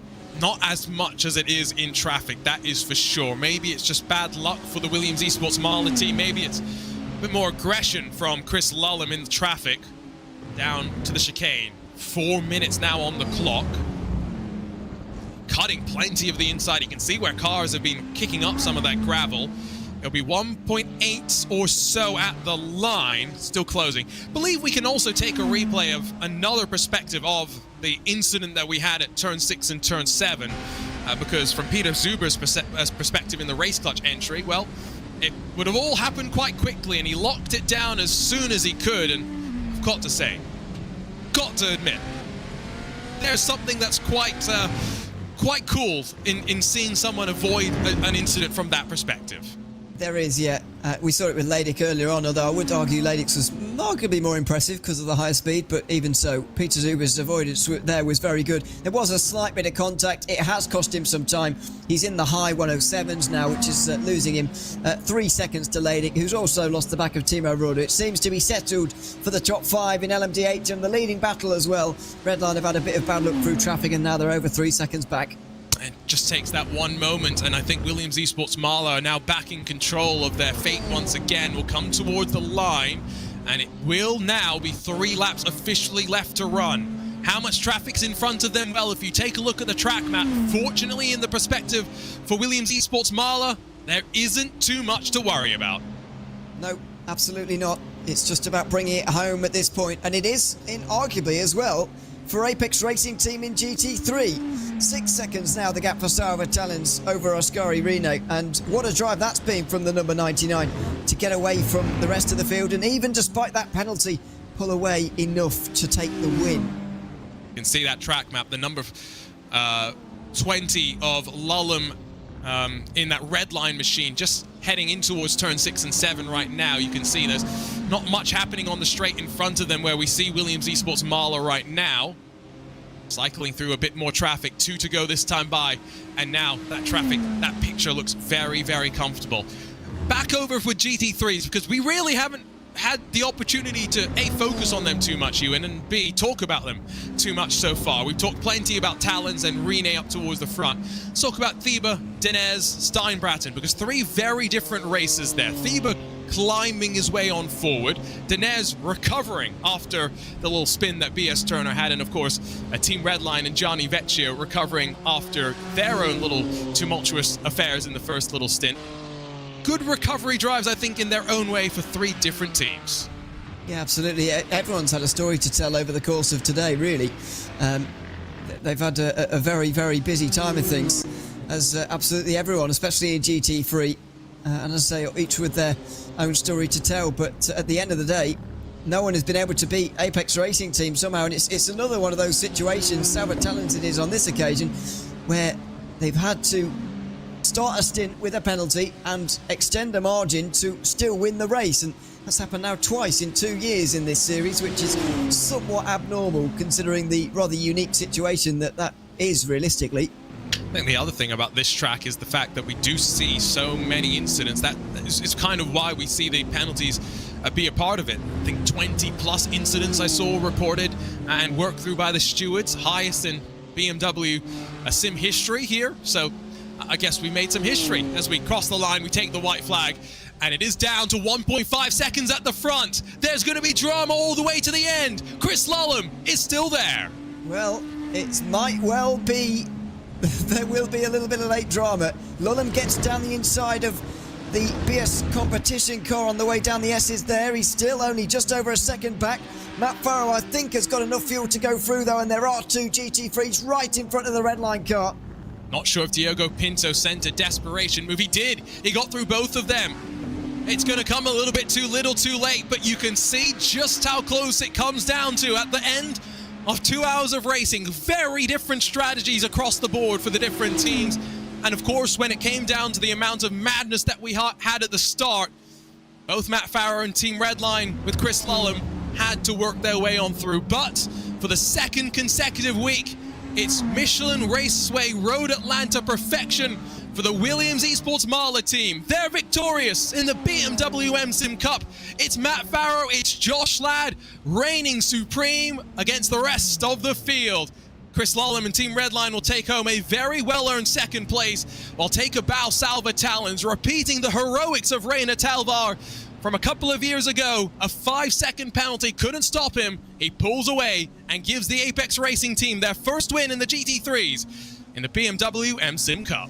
And both classes are going to have the results showing that the gap at the end was 1.4 seconds because Williams and Apex have, if you apply the penalties at the 99, have won these by about 1.5 seconds each. It was strategy for Williams Esports really that put Matt Farrow in that position, a commanding position he was in when he got into the car actually at the start of the stint, knowing that they had such a gap over the rest. Didn't quite think Redline would chase them down in the way that they did, but it was impressive while it lasted. Unfortunately, it lasted about 5 minutes too short, this race, really, for Redline to make an impression. They were always going to run out of time there, in my opinion, and Lullum just got a bit of bad luck with traffic on the last lap. That was it for William taking the win. And in the Apex Racing team's case, it was about breaking the slipstream to BS competition, which they did early enough, and with half an hour to go, they were able to pull out those seconds that they needed to win this race. It was a good job from Talons on this occasion to win this race despite that penalty. I will say one thing, Ewan, you felt pretty confident that Redline weren't going to close, but when that gap was 7 seconds, I don't think you thought it would be 1.5 come the checkered flag. If it would have gone one more lap, would Williams have been good on fuel? Remember, they came in 47 minutes before the end of the race. Strategies really played a wild part in today's race. Yeah, and that's the second weekend in a row we've been saying that for. It was Williams who played such good strategy games at Petit Le Mans, of course, and Redline as well, to be fair. But it was Williams who really stood out there, and they have done again here. Strategy playing such an important role, as you say. Don't want to, in both cases, Petit Le Mans and here, I don't want to say it won them the race because they had pace on their side as well as the strategy. It was the combination of those things, having the right strategy and the good pace as well, to be able to take the race win. Let's take a look at the results then and walk you through the dramatic 2 hours here at the Michelin Raceway Road Atlanta, where Matt Farrow 1.5 seconds clear of them all.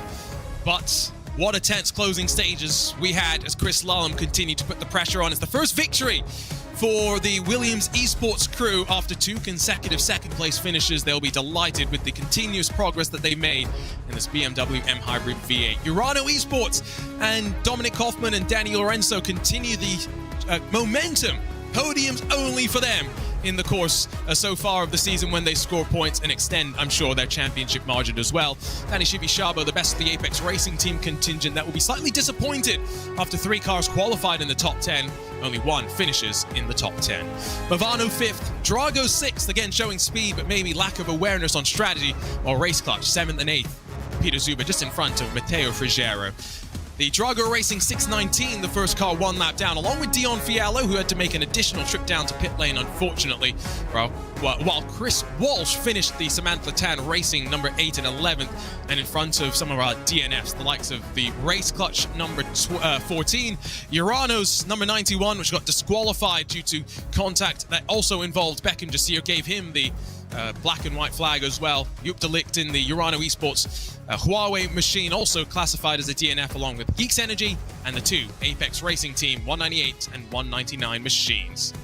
Here's a look at the GT3s, where it says 6 seconds, but -5 from that. Salva Talon's only 1.5 seconds clear come the end of the race, and pushing clear of Ascari, Rene, and Felix Kornbach, who tried in the BS competition machine, but falling just a little bit short at the closing stages. Alexander Thieber third, just in front of Phil Denez, whose recovery drive could not restore the BS Turner machine to the podium. Ollie Steinbraten in the Redline machine fifth, while Alexei Nesov then brought the number 190 that pitted amongst the earliest of those in the top 10 to a 6th place finish. Apex Racing Team, Williams Esports Academy, and then gridandgo.com Esports and Drago Racing, the rest of your top 10. Plenty more of these drivers finishing on the leading lap, including SimRC, Team PGZ, and the Arnage Competition Eau Rouge entry that was at the very tail end of the leading lap. 1 lap down for Visceral Esports, a second PGZ car, another Visceral machine, and Legend Track Esports, Thibaut Prevost in the Williams Esports Academy car, 2 laps down, while AZR Motorsports White and the Grande Strategia, a Plan A team, make up the rest of your top 20. Not into the graveyard just yet. Ganzia Racing Team, technically classified along with Overtakes number 12, and then not fulfilling the driver requirements. Second Ganzia entry, Gorio, Scuderia Bruschetti, Team Andre Nobrega, Seabao Racing Team, Team Redline, gridandgo.com, and the Williams Esports Chill Blast car to round out the top 30 in the GT3s. I was wondering if we were going to get the opportunity to talk to some of the drivers, and indeed, Josh Ladd from that Williams Esports Marla camp joins us to celebrate another victory at the Michelin Raceway Road Atlanta. Josh, I want to ask you first about those closing stages. What were you feeling watching as Matt was getting closed on in by Chris Lallam? Well, I didn't watch it. I was too nervous to watch it. So yeah, just went, got some food. I came about 1 minute to go, and yeah, we actually still had a decent gap at the end, to be fair. So there was a bit of stress, but not too much, especially because it's very hard to overtake here anyway if they did close up all the way. I'll just say that I often feel like I would be too nervous to watch, and so I sympathize with that state of mind, I guess. Talk to us about strategy, though, because seemingly a couple of different schools of thought going on, and the longer stint in the first part of the race saw you then take a short pit stop and get out of the car to allow Matt Farrow to have another long stint at the end. What was going through your minds when you were planning out how you thought this race was going to unfold? Well, we always planned to do what we did. We have Mike Partington doing our strategy, so big shout out to him because the strategy was perfect, just like it was at Petit Le Mans. But, well, I mean, we need to figure out why our qualifying is so bad, because I did a decent lap and it was still only P7. And then, yeah, the first stint was pretty brutal. It was more of a MMA fight than a race. Me and Pinto sort of got stuck behind the race clutch car. And then we sort of could work our way through, and then we got behind the Drago car in the lead. But I could tell they weren't saving any fuel, so we knew they were kind of out of it anyway. And then the mentality with the shorter second stint was just to get away from everyone else. We knew if we were stuck behind a race clutch car again, it would have been pretty brutal and we would have lost a lot of time. So we were very surprised to actually see that Redline didn't do what we did. Gotta ask you as well now. Sorry, go ahead. No, go ahead. I was just going to ask, got to ask you, Williams Esports seemingly figuring out this car a little bit more. You say you need to find some more speed in qualifying, but you were only a couple of tenths off in what was a very close running qualifying grid. Talk to us about this BMW M Hybrid V8 now that you have almost a full year of experience under your belt. How are you figuring out some of the quirks of this machine? Well, it's a very interesting car. Obviously, we were in the LMP2 for quite a while before this, and I mean, this car is just so much faster, but the closing speed is just absolutely insane. Like the turn 1, we almost don't brake at turn 1. It just lift off. And yeah, I mean, there's some stuff you can do with the hybrid battery charge, but it is quite limited. If you really need to make a pass, you can put it into attack mode, but generally it's not worth it. And then also the fuel usage is a bit different to the LMDh. It has a bit less engine braking, so you can sort of lift off a bit earlier and save more fuel, which is why we usually see the fuel saving strategy be superior in races with this car. Love the insight, Josh. Congratulations on what's been a great couple of weeks here at the Michelin Raceway Road Atlanta for the Williams Esports crew. Can't wait to see how you guys fare in the next couple of rounds and final 2 rounds of this BMW M SIM Cup. Cheers. Josh Ladd from Victory Lane in the GTP LMDh class. We also have Alejandro Sanchez joining us from the GTDs. He's standing by with Ewan O'Leary. Alejandro, welcome in. Oh, there he's gone. Oh, here we go. Alejandro, welcome in. Good to have you with us as well. Winners for Apex Racing Team, and you obviously had the pleasure or pain of watching Salva for the last hour of that race, I guess. What was it like between the two of you, knowing you had that penalty and having to sort of make that gap up? Did you truly believe that you could actually do it? At the beginning, I wasn't sure, but tires are like super critical around here, and I think Oscari messed them up a little bit on like pushing too much in the first couple laps. I knew Salva had great pace, so once we cleared all the traffic and stuff, I was very confident that Salva could pull the gap, and in the end he did it. So we practiced a lot for this race, so I think we had great pace and a great car and a great strategy, of course. Yeah, of course. What was that first hour like for you when you were in the car? How was the car feeling, and how did you manage to get back up to those leading two as you sort of needed to be in that first hour to put you in contention in the second? Was it a difficult chase to get back to those front two? Not at all. It was quite easy, saving fuel behind because of the way the draft works. I think we ran a little bit lower wing as well, so we could just sit behind in the straights and save a lot of fuel, and that's what I did. Going 47 looked very unlikely, so in the end I decided to go for 46 and try to pull as much of a gap as I could, and in the end you could see like I saved a lot of tire and fuel, so I could just push and show our true pace. Absolutely. Pace was good enough for the win here today. Congratulations, Alejandro, and all the Apex team, of course. Thanks so much for chatting to us as well. Thank you very much. Always great to catch up with one of the Corby crew, albeit not in Corby itself. Wow. Another race at the Michelin Raceway Road Atlanta. Somehow we leave with our voices, Ewan. And now it's not as long a wait. We had almost 2 months between this round and the previous round of the BMW M SIM Cup. And November the 5th, we're going racing for the penultimate time this season over at Circuit Zandvoort.